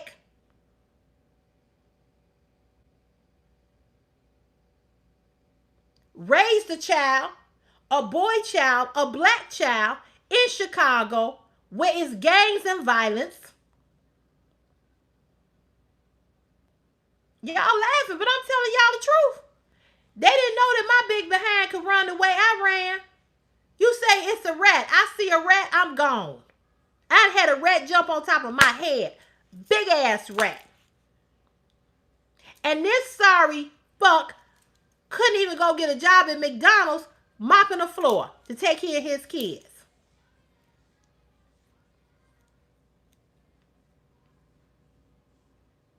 So I know that I'm a prize. I bought my own house. I looked for 1 year. 1 year I looked. Here's another testimony. I was in an apartment for 19 years. I was tired of that apartment. I said, you getting older? I said, how long you gonna be able to climb 3 flights of stairs with no elevator? How long you think your big ass gonna be able to do this? I was tired of the landlord. I was tired of this. I was tired of that. I started searching for a house. Had no idea how I was gonna buy a house. Didn't have a dime saved. Not a dime. I knew my credit wasn't the best. I said, Lord, I don't know how I'm going to do this. But once again, once again, I put my trust and my faith in him. I said, God, the first house I wanted, the very first house I wanted, I couldn't get that house. I was outbidded 3 times. I wanted that house so bad. I cried for 3 weeks because I didn't get that house. The house note on that house probably would have been this or maybe a little bit more. And I got bidded out 3 times. I wanted this. I really wanted this particular house. And so I said, I'm done. I ain't going to look no more. And so my realtor was real upset because I had shut it down. I shut it down. I said, I'm done. So one day she sent me a text. She said, Sherelle. She called me CC or Sherelle. I don't know. She said, I'm going to find you a beautiful home. I said, yeah, okay. You know, like that, right? And so she said, we're going to find you a house. We're going to find you another house. I just shut it down. So then one day in January, right after New Year's Day, she texts me, let's go. You ready? I said, for what? She said, let's start looking again. I said, girl, I'm not interested. I said, I think I'm just going to stay here a couple of more years. She said, no, you're not. And she's a Hispanic lady. She's younger than me, too. She said, no, you're not. She said, that's not what you want to do. I said, well, I just don't feel like it. She said, okay. She texted the next day. Do you feel like it today? I'm like, I said, no. She said, okay. She texted every day until we got to Saturday. She said, what you doing right now? I said, nothing. She said, get on Zillow. I said, for what? She said, just get on Zillow. Get on Zillow and start looking for some houses. So I said, all right. So Sunday came. Did you get on Zillow? No. She said, okay. Monday, she texted me. Did you get on Zillow? I said, no. We did this for 2 weeks. She texted every day from Sunday to Sunday for 2 weeks with the same question. So one day I was sitting at work. Wasn't doing nothing, had some downtime. I go on Zillow. The first house that I saw on Zillow is the one I'm sitting in right now.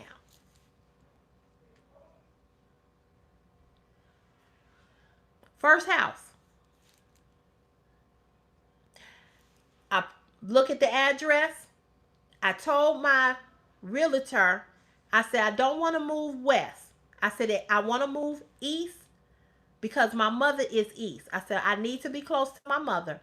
If something happened with my mother, I need to be close to my mother. So she said, okay. So I go on Zillow. First house. This one that I'm sitting in. I go on, I look at the address. I'm like, oh, I know exactly where that is. So I screenshot that one. Won't he send you the right people? I screenshot that one. I found another house closer to my mama's house. So I found 5 houses that day. This was the number 1 house. I text her. I said, these are the 5 houses that I found. She said, oh, good. Oh, great. She said, they all over near where you say you want to be. I said, yeah. She said, what you doing after work? I said, nothing. She said, meet me at such and such and such address. So I go to that house. I didn't like it that much. I liked the house, but the basement wasn't finished. And I was like, I ain't got time for this. I'm like, I'm a single woman. I'm not coming in no house that I got to fix up. So I didn't like that house. Second house was somewhere else. We go to that address. Same thing. Didn't like the basement. Left that house. Went to another house. Really liked this house, but this house needed a lot of work. So that one was I was on the fence about that one. Then we went to the house that was closer to my mother. I liked that house too. But then when we went down in the basement, we saw the foundation of the basement, the floor, it was cracking or something. I don't know. The very last house that we looked at that day is the house that I'm sitting in. We come up here, we open up the door. This house was beautiful. It had been redone.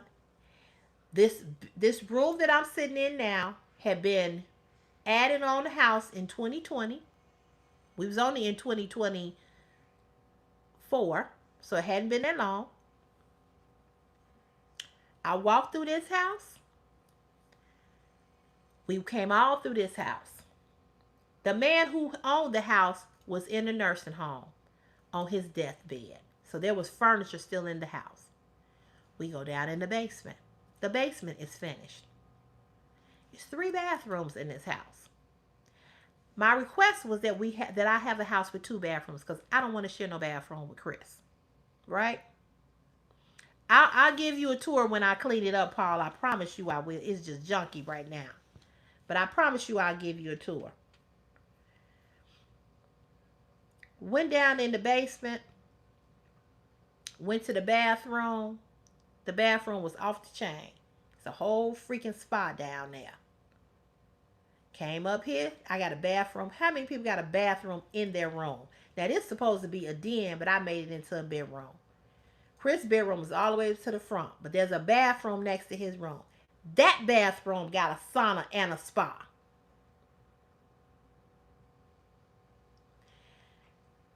The kitchen was an open space, open floor plan. I didn't like that. She liked it. I didn't. We leave 30 minutes to an hour. She's texting me. Both of the houses that you really like, nobody has put an offer in. And I found that to be strange. Hey, Sharon.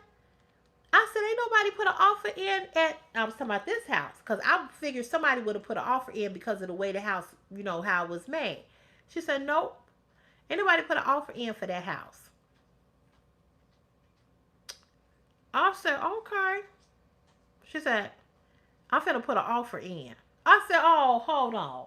I said, no, you're not. She said, why? And I said, I don't really like that house. I said, I like it. I said, but I don't like the open floor plan. And she went on to telling me how most of the houses are like that, da-da-da. I was like, I said, can we go back and see it tomorrow? She said, sure. So she called the agent and asked, could we come back and see it, the next day. I'm missing y'all comments, but I'm going to go back and read it. So we came back the second day. I walked through here again.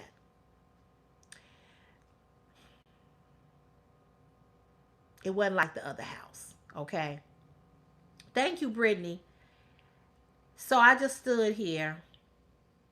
Chris was with me all 3 times. He loved this house. So I said, okay, I don't know. The 3rd day,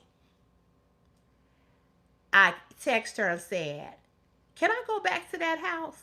So now we was going from back to this one to that one that was near my mother's house. We went there, we went here. We went there, you know what I'm saying? We went there first, we came here. So the last time we came here to this house, the third day, she looked at me and she said, what's your problem? And I started to cry. I said, I don't know. I said, yeah, I bought you one too. Oh, you did? Uh-huh. It's up there in the thing, but you can come back for it later. I said, I don't know. And Christopher was standing here. He was like, Mama, what's wrong? And I'm like, I don't know. I said, I don't know. She said, listen here. She said, I ain't going to keep fooling with you. She said, you like this house? So she started showing me all the different things. So then we went and it's a 2-car garage. The garage is new. She was like, I'm not finna keep fooling with you. She said, now I'm in this with you all the way. She said, but I'm not finna keep fooling with you. She said, because you like this house. She said, but you scared for some reason. She said, I don't know what your fear is. She said, but I want you to get over this today. She said, because, she said, let me tell you something. She said, ain't nobody put an offer on this house. She said, I got you. So let me tell y'all something. This house was listed, but there was no for sale sign in the front of this yard. So people didn't even know that this house was empty. When I say empty, they didn't even know this house was on the market unless you went on what? Zillow. She said, ain't no for sale sign in this yard. She said, you know why? Because this is your house. She said, now, there could be a for sale sign in the front yard and we could have an open house. She said, ain't nobody even looked at this house. Ain't nobody put an offer on this house. She said, but I'm getting ready to. She said, I'm asking for 3% from the seller, blah, blah, blah, blah, blah, blah, blah.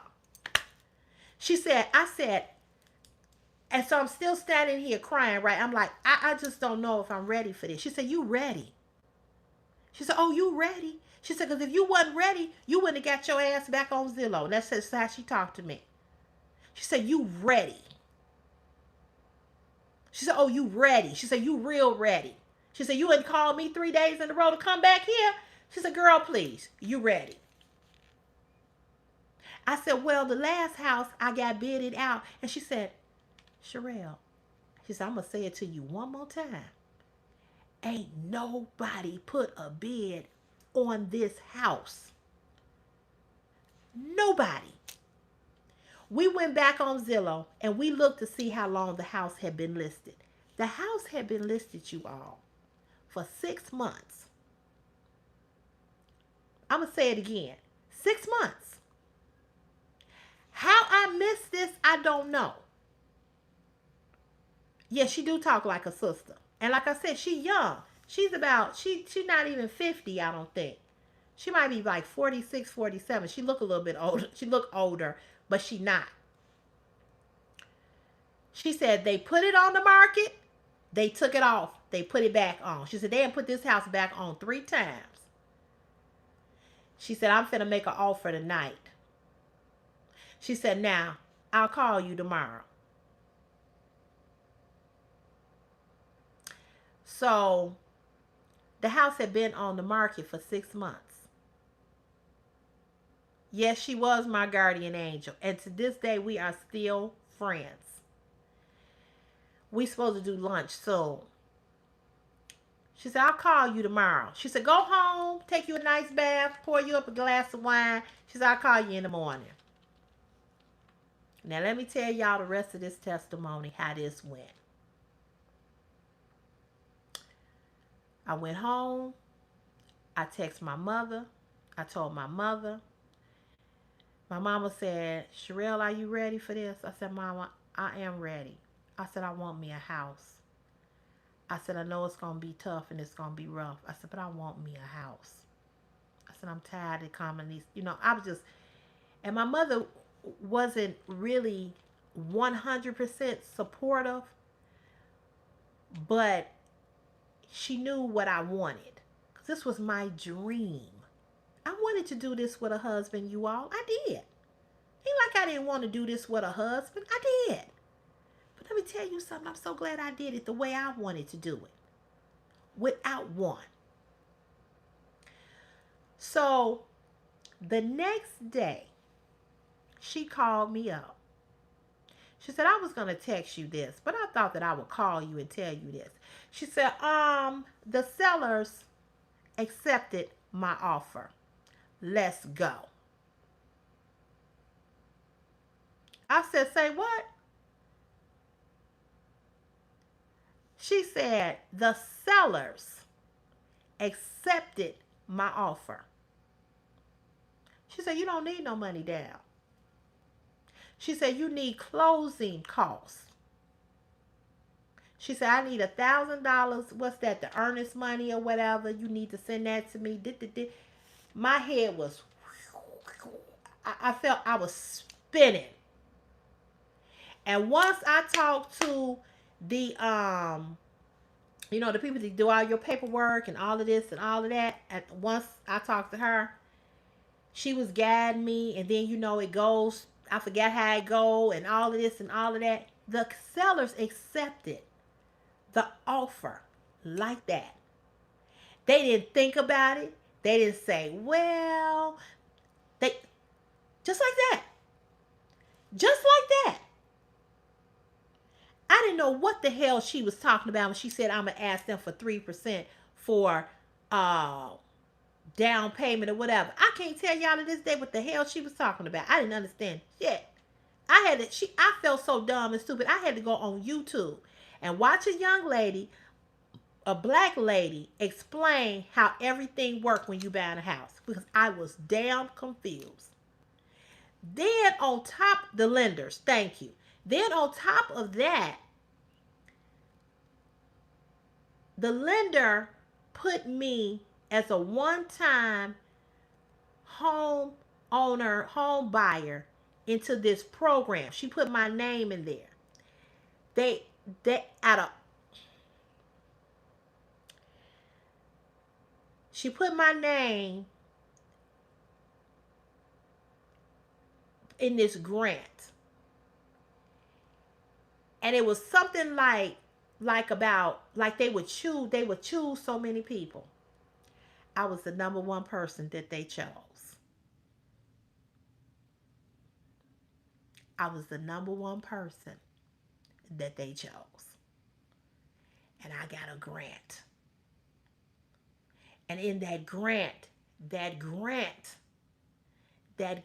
paid for all the rest of what I was going to need. So I had to come. Now here's the rest of the testimony. The day of the closing, I had to have a cashier's check of $4,000. When we get in for the closing, the bank comes in and says, Miss Cotton, we don't need that much money. We took your cashier's check. We're going to give you back $900 of the $3,000 that you brought here.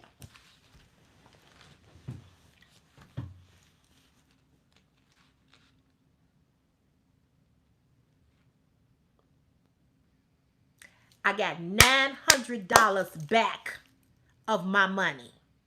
And I took that $900 and I paid for my move. The movers, he charged me $600. I was about to go to another moving company that wanted to charge me $2,000. But another friend told me, go with this guy. He just opened up a moving company. When the movers came to move me, Chris helped them so much that the money that I gave him, the man to help, and I gave him a tip, that tip that I gave him, he gave my son the money that I had gave him because he had helped him so much. Don't tell me what God won't do for you in the midst of a storm. Don't tell me how God won't bless you. I got $900 back of my money. I needed no down payment. The sellers paid 3% and the grant picked up the rest. Do y'all? And let me tell you something. And y'all say y'all in tears. Let me tell you this. Let me tell y'all this. Every demon in hell rose up against me.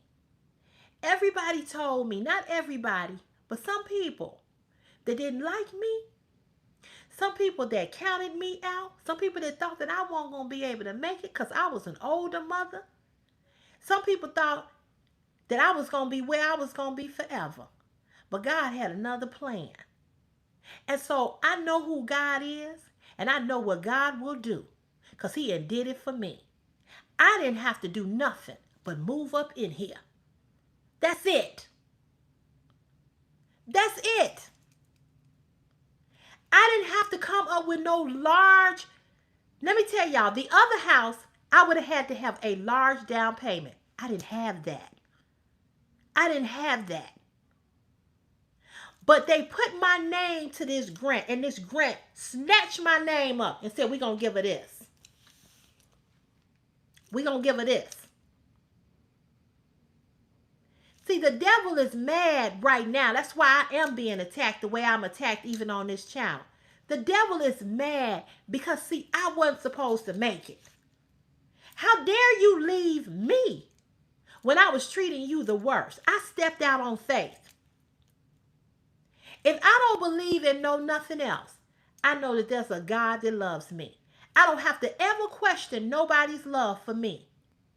Because God has showed up and showed out for me time and time and time again. I told Chris yesterday, I said, everything that you have ever wanted, everything that you have ever needed, God has given it to you. I said, you ain't never had to sit out on the side of the road and beat on no drums, no bucket with no drums. The night I prayed and I asked God to be with me while I went on this journey called motherhood, God has sent amazing, wonderful people in my life to help me that don't know nothing about me, don't know him. That ain't by happen chance. That's not by consequence, by just osmosis or just, oh, well, she did something good, so I'm going to bless her. I may not be, Big Boston wanted to talk about, that I've not been married.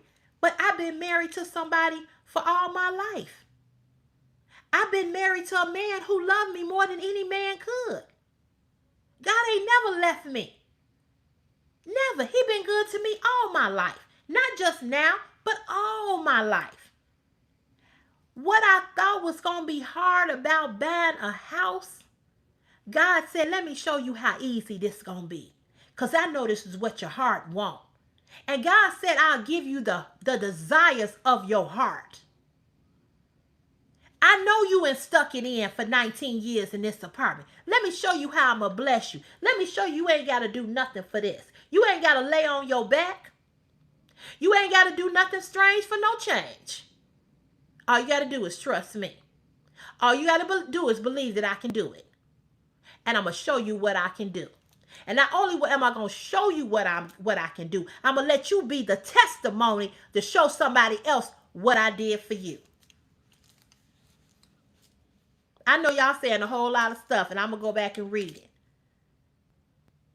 But I said all of this to say to you all that when you keep holding on to things that don't belong to you and are good for you, you are putting yourself in a situation that you will remain stagnant and you can never move to the next level to where God wants you to be. You got to get out of his way. You got to get out of your own way. You got to shut the door. You got to slam the door. You got to walk in the other direction. I don't care how painful it is. I don't care if you got to cry about it every day. But one thing I know, that what you crying about now, you going to smile about it later. Because trouble don't last always. Your tears will be noticed. And he ain't going to let you stay crying about somebody who ain't worth being in your life.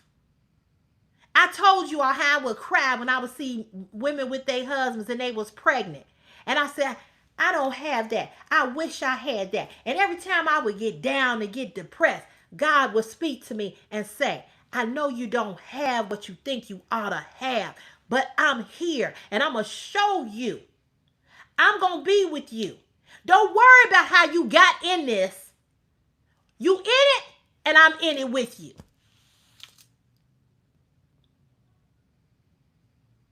So stop holding on to things and people that ain't for you. Let it go. Walk away. Lean on God. Trust God. Because as bad as it seemed today, It's a brighter day coming ahead. You in a storm now, but no, storms don't last always. We just heard this big rumble of thunder. But guess what it did? It moved on. We ain't hearing no thunder. What is it right now? It's quiet right now, right? It's silent right now because it had moved on. It moved on. And that's the way a storm will do. A storm will come and it'll shake some things up. It'll rumble the room. It'll make the room shake. But one thing it's going to do, if you got the love of God and you believe in God, it's got to move on. But the storm ain't going to never pass if you don't believe that God can do it. So some of y'all are in a storm. Some of y'all are fighting for your life. Some of y'all don't know how to walk away. And you may not be able to do it today. You may not be able to do it this week. You may not be able to do it this month or next month or next year. But know this. If you want to come out that storm and you want that thunder to stop rolling, he gonna do it. He gonna do it. So I said all that I have said and gave you all the testimonies that I gave you all. And I wasn't going to even come on here tonight on live. I'm glad I did. But I said all of this to say to you all that have somebody come watch this live that think that they cannot let go of somebody because they think that person is greater to hold on to than to move on and let God bless them. And God will bless you in your mess. He will bless you because I had a whole mess. A whole mess. A whole mess. So don't be looking at yourself talking about, oh, you know, I'm not worthy. Yes, you are. Yes, you are. And if you think you're not worthy, go look in the mirror. If you think you're not worthy, do you have anything to do with how your blood pumping through your heart right now? Do you have anything to do with your blood is running through your veins right now? You don't even know that it is. Your heart is functioning on its own and you ain't got nothing to do with that. Go look at yourself in the mirror and know and see what God has created. And stop holding on to these people and these things that God has not ordained or said you're supposed to be with. I'm gonna stop preaching now and go look at this, y'all messages.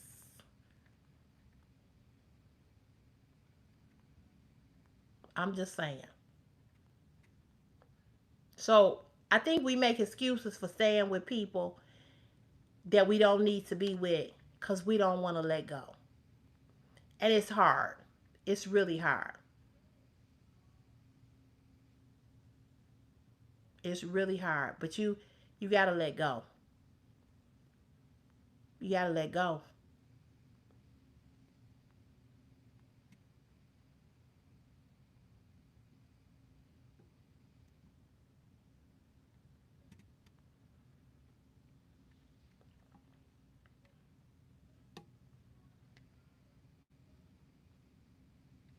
You got to let go. If you keep holding on to things that don't mean you no good, you can't get to the next level. I sure am gonna have a lot of reading to do. I can't even read it all. I'm gonna have to go back and read it. But I just wish and not wish, I just want women to understand and to know that it may have taken you 20 years to get out of something that you needed to be out of. It may take you another 10. I don't know. It took me 19 years to come up out of that apartment. But when it was time, it was time. And I ain't trying to say, I've been in this house 2 years. I just went to my Facebook memories. I moving day was today, the 27th. Or whenever I posted it, whatever. I moved here at the end of April. I closed March 22nd, the day after my mother's birthday. And I'll put that picture up when I was holding that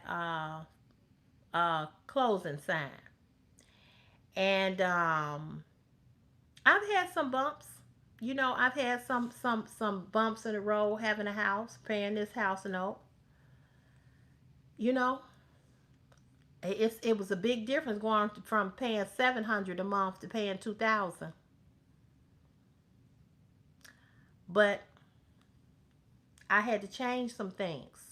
You know what I mean? I had to change some things, and even after changing some things, I still have had my struggles. I've had a lot of things happen.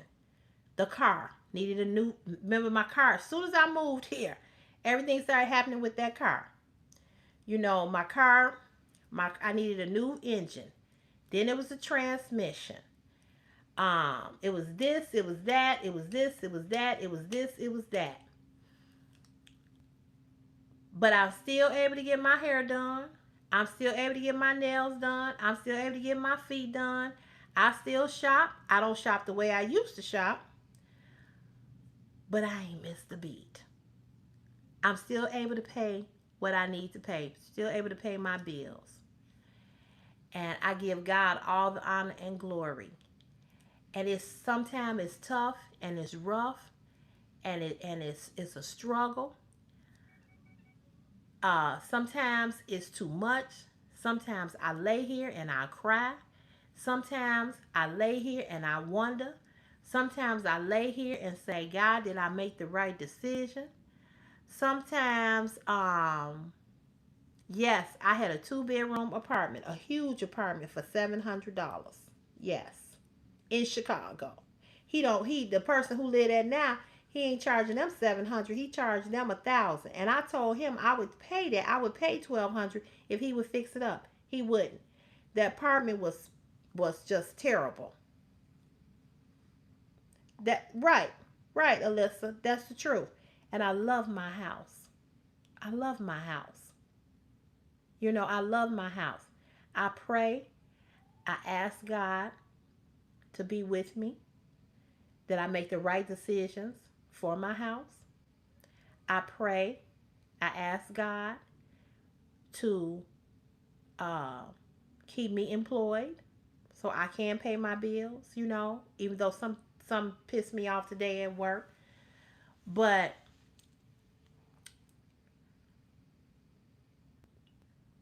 I know that this I know that this blessing that I got, I know that this blessing was for me.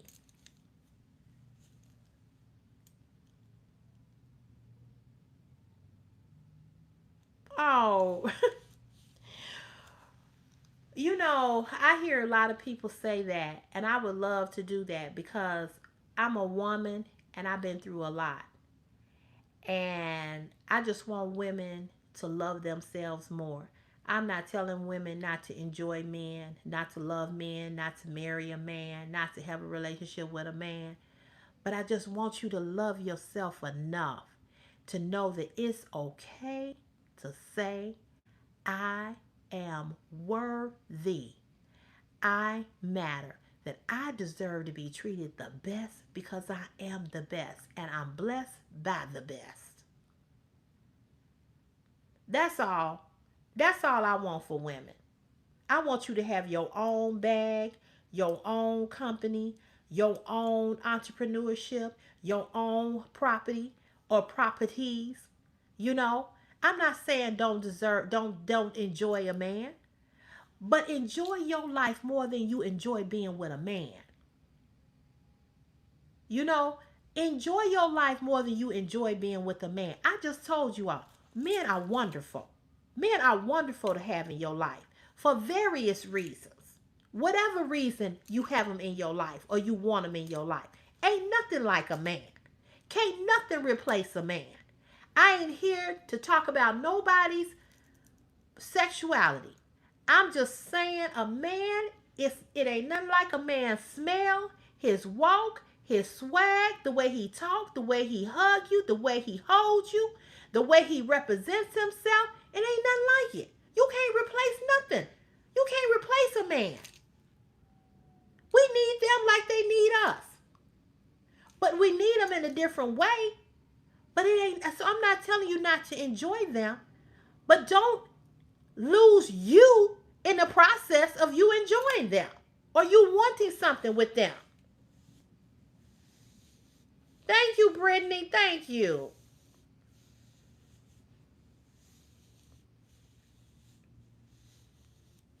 Amen, Jewel. He most certainly will. He most certainly will. That's the truth, girl. So I'm not saying that. And men always say, oh, you male bashing. You know, you all get it confused. Because I tell women to love themselves more than they love anybody. You cannot put everything into a man and lose yourself. That's not how that goes. See, men want you to love them more than you love yourself. So when you do have high self-esteem, when you do have confidence, when you are making 100,000 or 200,000 or 300,000, oh, she thinks she all that. Oh, she thinks she this.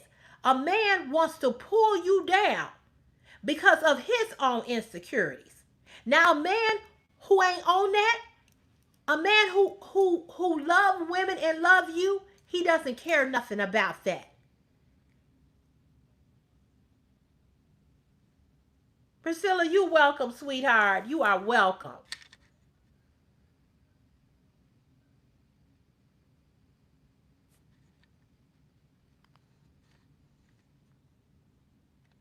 So I'm not telling you not to have a man.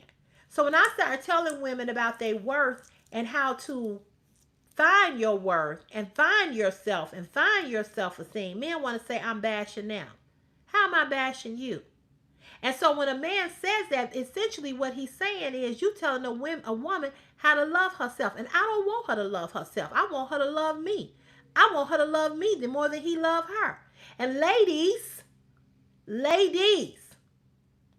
when you show a man that you love him more than you love you, that's a man that's going to always dog you and drag you because he know you don't give a damn about you. Absolutely, Jewel. Absolutely. So you can't let no man drag you down. I told you all about the story, then I'm going to get off of here. I told you all about the story about the girl who went on this show. Married at first sight or love at first sight, something like that. And when the girl came on the show, the girl had hey, Shirley. Right, Shirley, absolutely. Meadow, you can't, I ain't staying on here no 3 hours. But when she came on the show, she had 2 degrees. She had 2 masters. She was working on her PhD. She had a good paying job. She was beautiful. She had it going on. But the only thing that was missing in her life was love and a relationship. And she wanted to get married.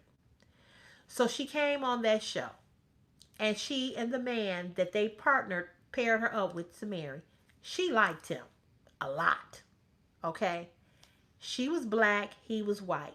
I'm not saying that has anything to do with anything, okay? I'm just telling y'all the story. You remember that episode, Brittany? What happened, Brittany, when the episode ended? Did she look like the same girl who came to the show? This motherfucker dragged her down to her lowest, to the low. Her head was all held up. When she first got that on, she looked horrible. Her head was all held up high. She was walking in. She was beautiful, everything. When he decided, the man, that he didn't want her no more after he had destroyed and ripped her of everything that she knew good about herself. This is how she was looking on the show. She wouldn't even lift her head up to look at the man and the woman that was asking why they didn't get married. The guy was just talking. And she this, and she that, and she did this, and she did that, and did that, and did that. She never lifted her. She just had her head down. You could tell that she had been crying. He snatched her bald. And I don't mean the hair on her head. He snatched her bald from all the inner things that she knew that was amazing to her. He ripped her bald. He ripped her self-esteem. He ripped her self-worth. He ripped her beauty. He ripped her confidence.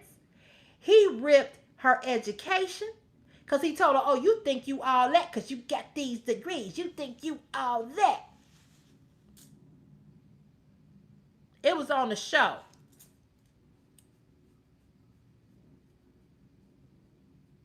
Brittany, women allow men to do that to them because they don't have what I just said. See, the only way a person can do that to you is if you already feel inadequate yourself. And once a person knows that you have inadequacies, then that's when they play on that, and then they tear you and rip you to shreds. The way a man know that you don't love yourself and you don't care about yourself is when you keep taking their bullshit. I said it at the beginning of this live. A man don't come back because you was the greatest thing that he thought that he lost. He comes back because he know. I know how Cece felt about me. I know how she loved me. He ain't got over here with Pookie's sister with the bonnet and the furry house shoes and pajamas on that smelling, got a stink from her car and said, oh, hell no.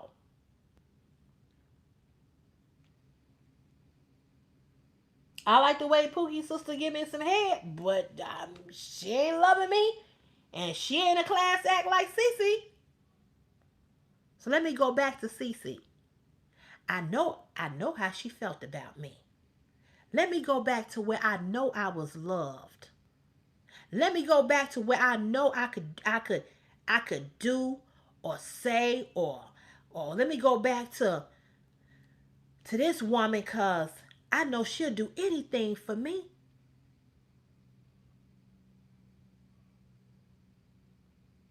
Exactly, Ra. Exactly. And let me tell you where she fucked up at. She got on that show, and that's exactly what she said. She said, I have this, and I have that, and this and that. But the one thing I don't have is a partner. The one thing I don't have is love. The one thing I've always wanted. She said, I have all of this, but I don't have no husband. I want to get married. Wrong answer. When you let a man know what you desire to have, he will play on you.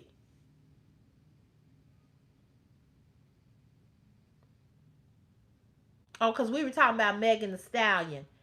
And we were talking about Tina.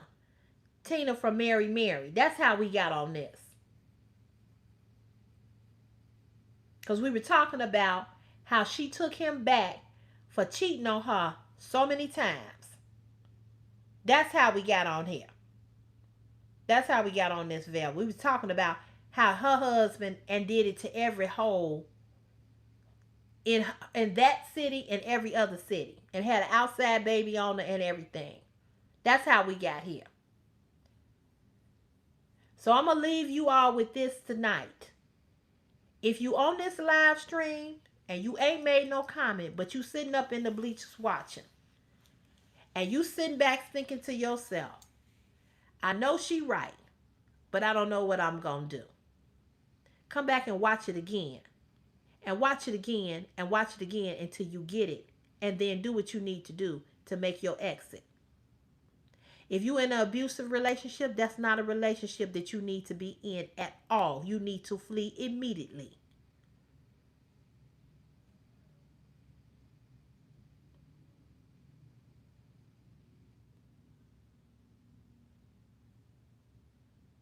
So, you know, but Brittany, let me just say this. You keep going back to common sense, and I'm going to say this again. What you consider common sense is not that people don't consider that common sense. What you consider common sense, other people don't feel that that's not having common sense. You got to have something down on the inside of you to not accept that. And until you get it, or till they get it, that's where they'll be. Exactly, Jewel. Exactly. Exactly. Because can you all really sit here and believe that ex high school friend ain't coming back? How much you want to bet he is? How much you want to bet he is? May not be today. It may not be today. It might not be today. It might not be tomorrow. But I guarantee you, he will. Because men always come back to what they know has been good to them.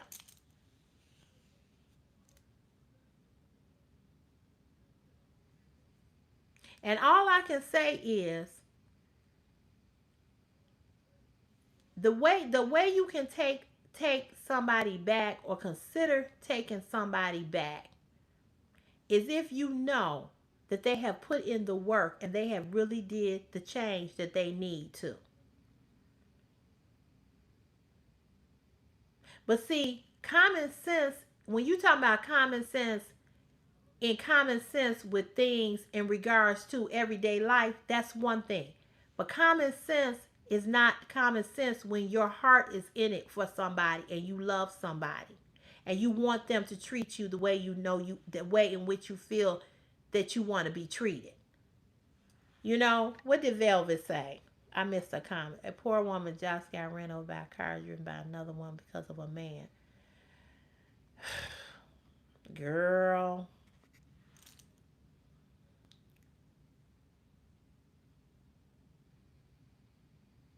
Damn, Rob. Now that's deep. Nope. Sure not.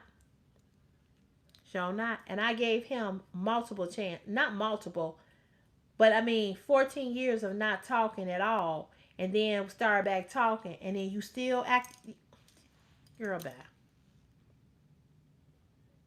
That's exactly right. That's exactly right. Exactly, Wilma. Exactly.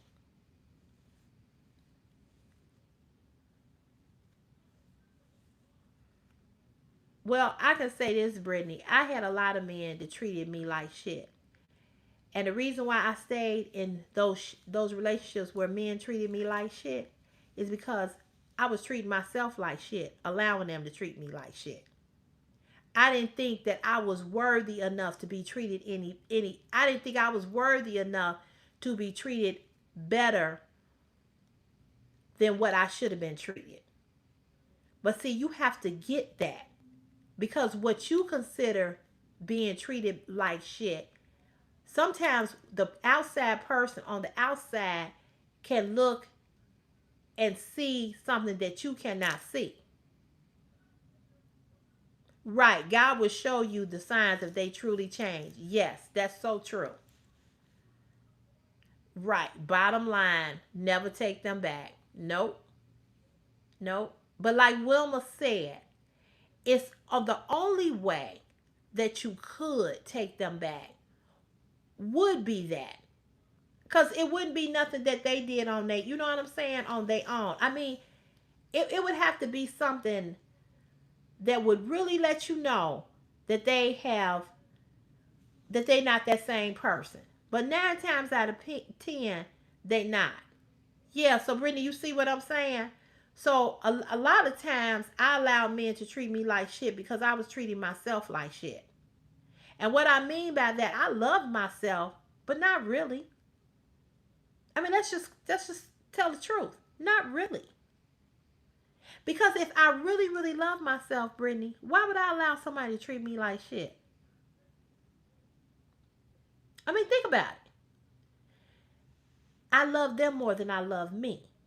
I was willing to allow them to keep treating me bad because I was so in love with them. And I wanted them to treat me better and be good to me. But I couldn't, I didn't have enough self worth, self love to believe that I was better than what they were doing to me. Oh, I fought. I cussed them out. But every time they wanted to come back, or every time they said something, I took them back. And I'm going to tell you all another way you're going to know that they have changed is when you tell them no and you walk the fuck away and they put in the work. See, that was another mistake I made. Every time a man wanted to come back that I loved or was in love with, I made it easy for him to come back. I didn't make him work for me. And if you don't make a man work for you, then he gonna come back and do the same thing.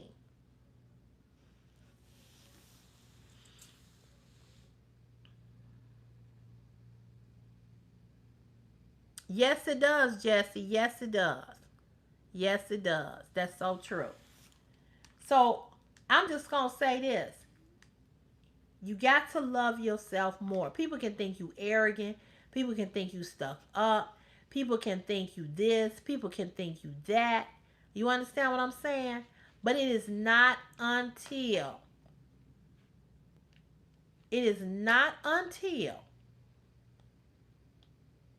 you think highly enough of yourself. Hey Raven, how you doing?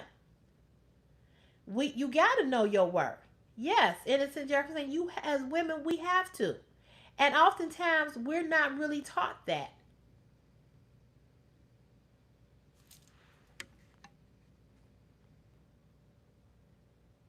Yeah. Yeah, I agree. But see again, like I said, how you know he for real?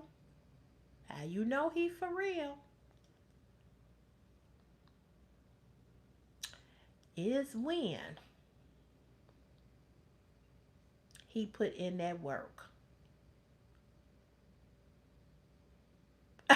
Wilma said, "You, Cece, you God bless you beyond your years. You right. I could write a book. I've been told the same thing, Ra. But once again, you have to remember that that is um, that is what they try to do to tear you down. They're gonna always tell you that to make you feel worse than who you are. Yeah, only time will tell. That's true. But that's what they do. That's what they do. See, all of that is to make you feel bad. All of that. Yeah, and that's what they do. Wilma, that's what they do. That's their goal. You are so welcome. And I share and have shared um I share and have shared tonight with you all, not to tell my business, but so that you can hear and see and look at somebody who's on a live stream, not a video, but live, telling you what I've been through and how God has brought me through it.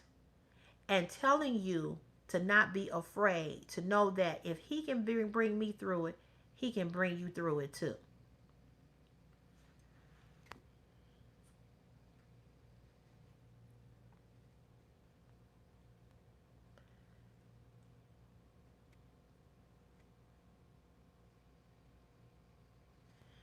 Well, Alyssa, yeah, that's what I was saying. That I was saying that I agree with you, and that's why I said you have to really know that if you give them a second chance, if you give a man a second chance, you got to know that it's God.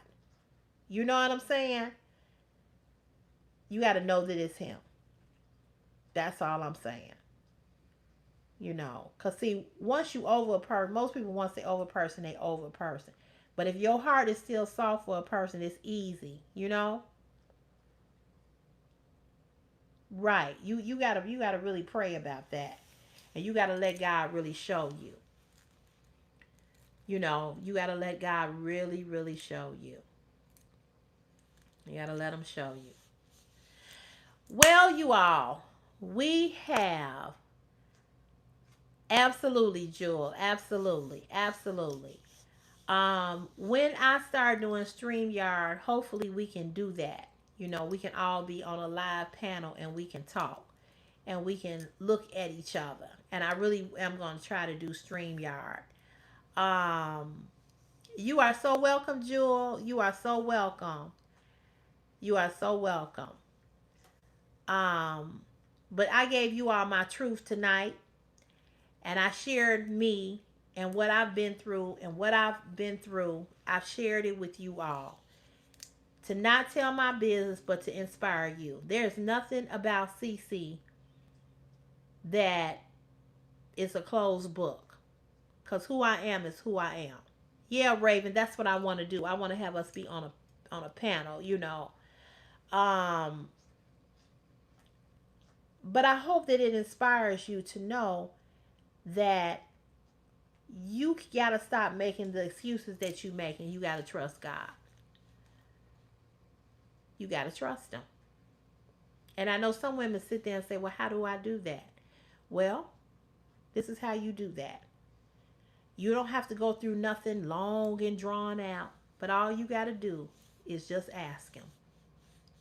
All you gotta do is reach out to him. All you gotta do is call on his name. You, Tracy, thank you. You just got to trust him. Amen, Wilma. You got to trust him. You got to call on his name. God hears you. There's not a prayer that goes unanswered or a prayer that goes unheard. God answers our prayers. He may not answer it the way in which you think he's going to answer it. You may think that it's going to come this way, and it may come a whole different another way.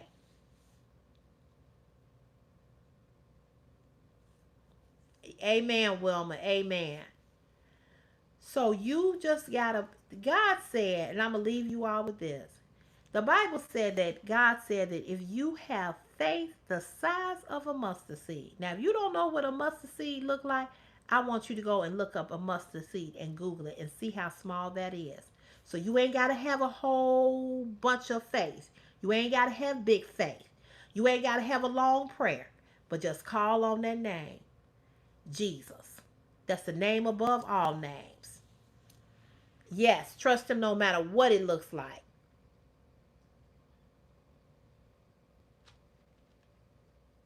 You are so welcome, Priscilla. You are so, so very welcome. I got a little evangelist in me, and and I got a little hood in me. It's a little combination of both. But that's what he said, to have faith the size of a mustard seed. A mustard seed is so tiny.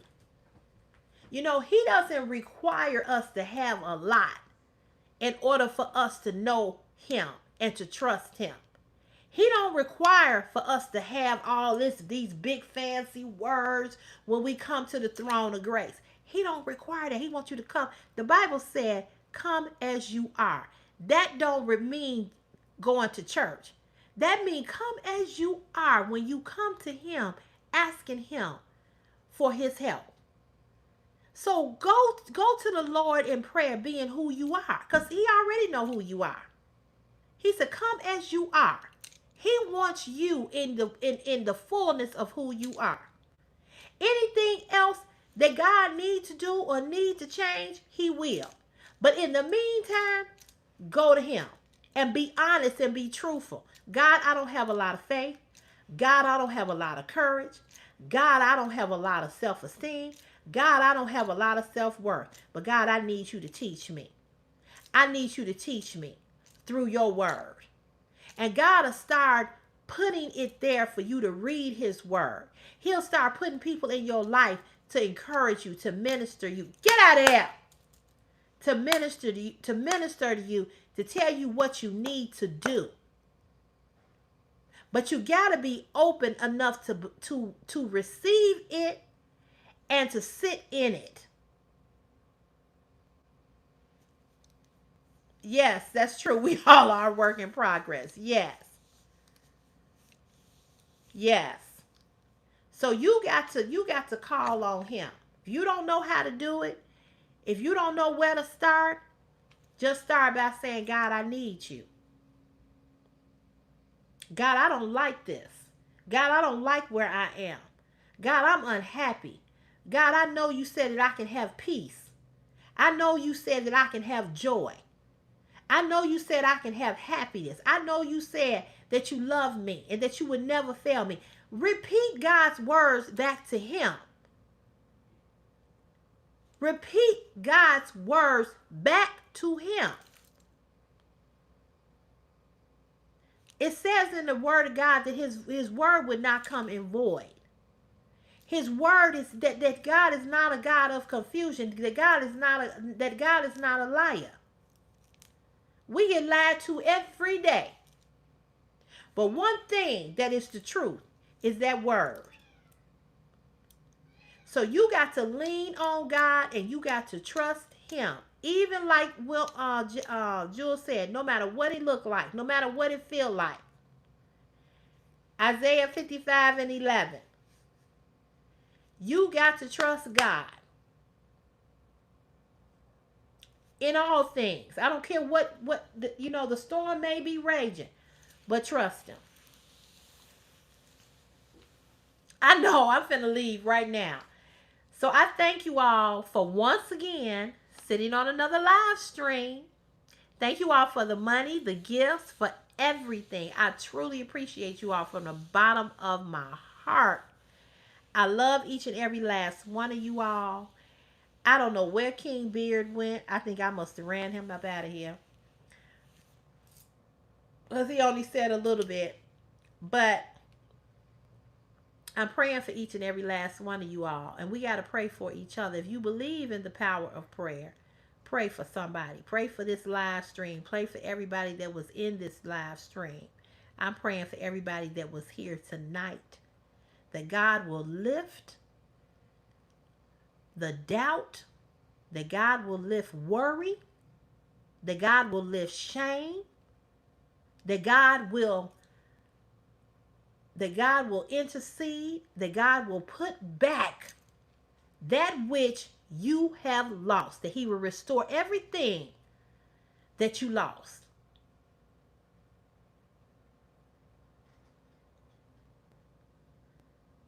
Okay, I'm gonna let him know. Okay. Amen, Jewel. Amen. So yeah, that's all. Pray for each other. Pray, we will be praying for each other. So I thank you to my moderators, Meadow, Alyssa, Velvet, Life with Marlene, Nick Technics. I thank you all so much for moderating the live. It was a good live. We had to I threw a lot of people out of here only because I'm saying that they were 12 and they were 10 and D. Yes. Thank you for reminding me. And Alyssa, did I say Alyssa? Alyssa and D. Thank you. Thank you to all my mods. I appreciate you all so much. I love you all. I appreciate you all. And Wilma, thank you. I'm always forgetting somebody. Always forgetting somebody. Thank you. I said Life with Marlene. But I thank you. There was a lot of you all, a lot of moderators here tonight. Yes, it was. But I thank you all. I appreciate you all so much. I appreciate you all sitting on a live stream for the hours that you all sit here, listening to my stories, interacting with me, supporting this channel, making this channel grow. The gifts that you all send, the encouragement, the love that you all send my way, I feel it through this live stream each and every time I'm here with you all. I would not trade my subscribers and my audience and my friends that I have met through YouTube, I wouldn't trade you for nothing in the world. You are the best. And I know you love me because I feel it. I've never met you, never touched you, never broke bread with you. But I know that our spirits match each other's and that we are here for one another. I know that you love me and know that I love you more because there would be no CC. Fashion is my passion if it wasn't for you hitting that live, hitting that thumbs up, watching this live stream, and supporting me. So I don't take you for granted at all. And all of us have different opinions. All of us have different stories. All of us have different lifestyles. But once we come here together, we have fun, we laugh. And I'm not on here to teach Bible study or to preach to you all. I'm just here to show you that whatever you want to let go, whatever you need to walk away from, you can. And that we don't have to, don't keep saying the same things and making, and that's why I was saying to Mello, your mother probably just don't know what to say or how to say what she really wants to say. You have to remember, Meadow, when you ask her that question, you are her child.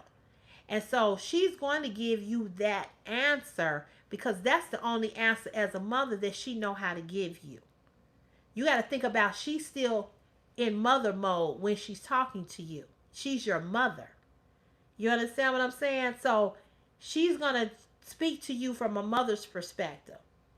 You know, she's speaking to you from a mother's perspective. She's speaking to you as somebody who is still, you know, somebody who's looking over you and after you. She's not going to tell you what she really want to tell you because you're her son, and she's trying to protect your heart as well as her other children's heart. She's trying to protect your heart. And as a mother, that's what we do. Now, what if she had a girlfriend or a family member or somebody else? She might give them another reason. But as your mother, that's the reason that she's going to give you. And that's the only reason that that's the only answer that she know how to give you, because she wants to protect your heart. And that's what we do as mothers.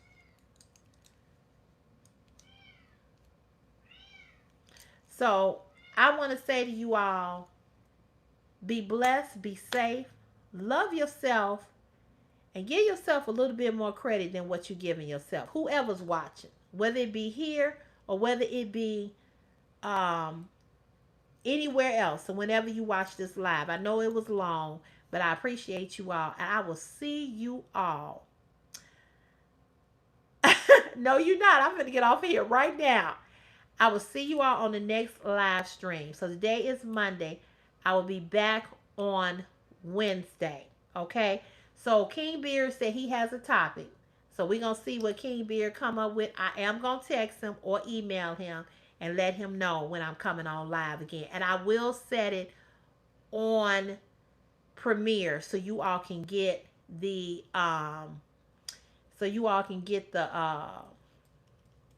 the notification. It was, with one while it was 80 some people here, it's still 50, 109 thumbs up.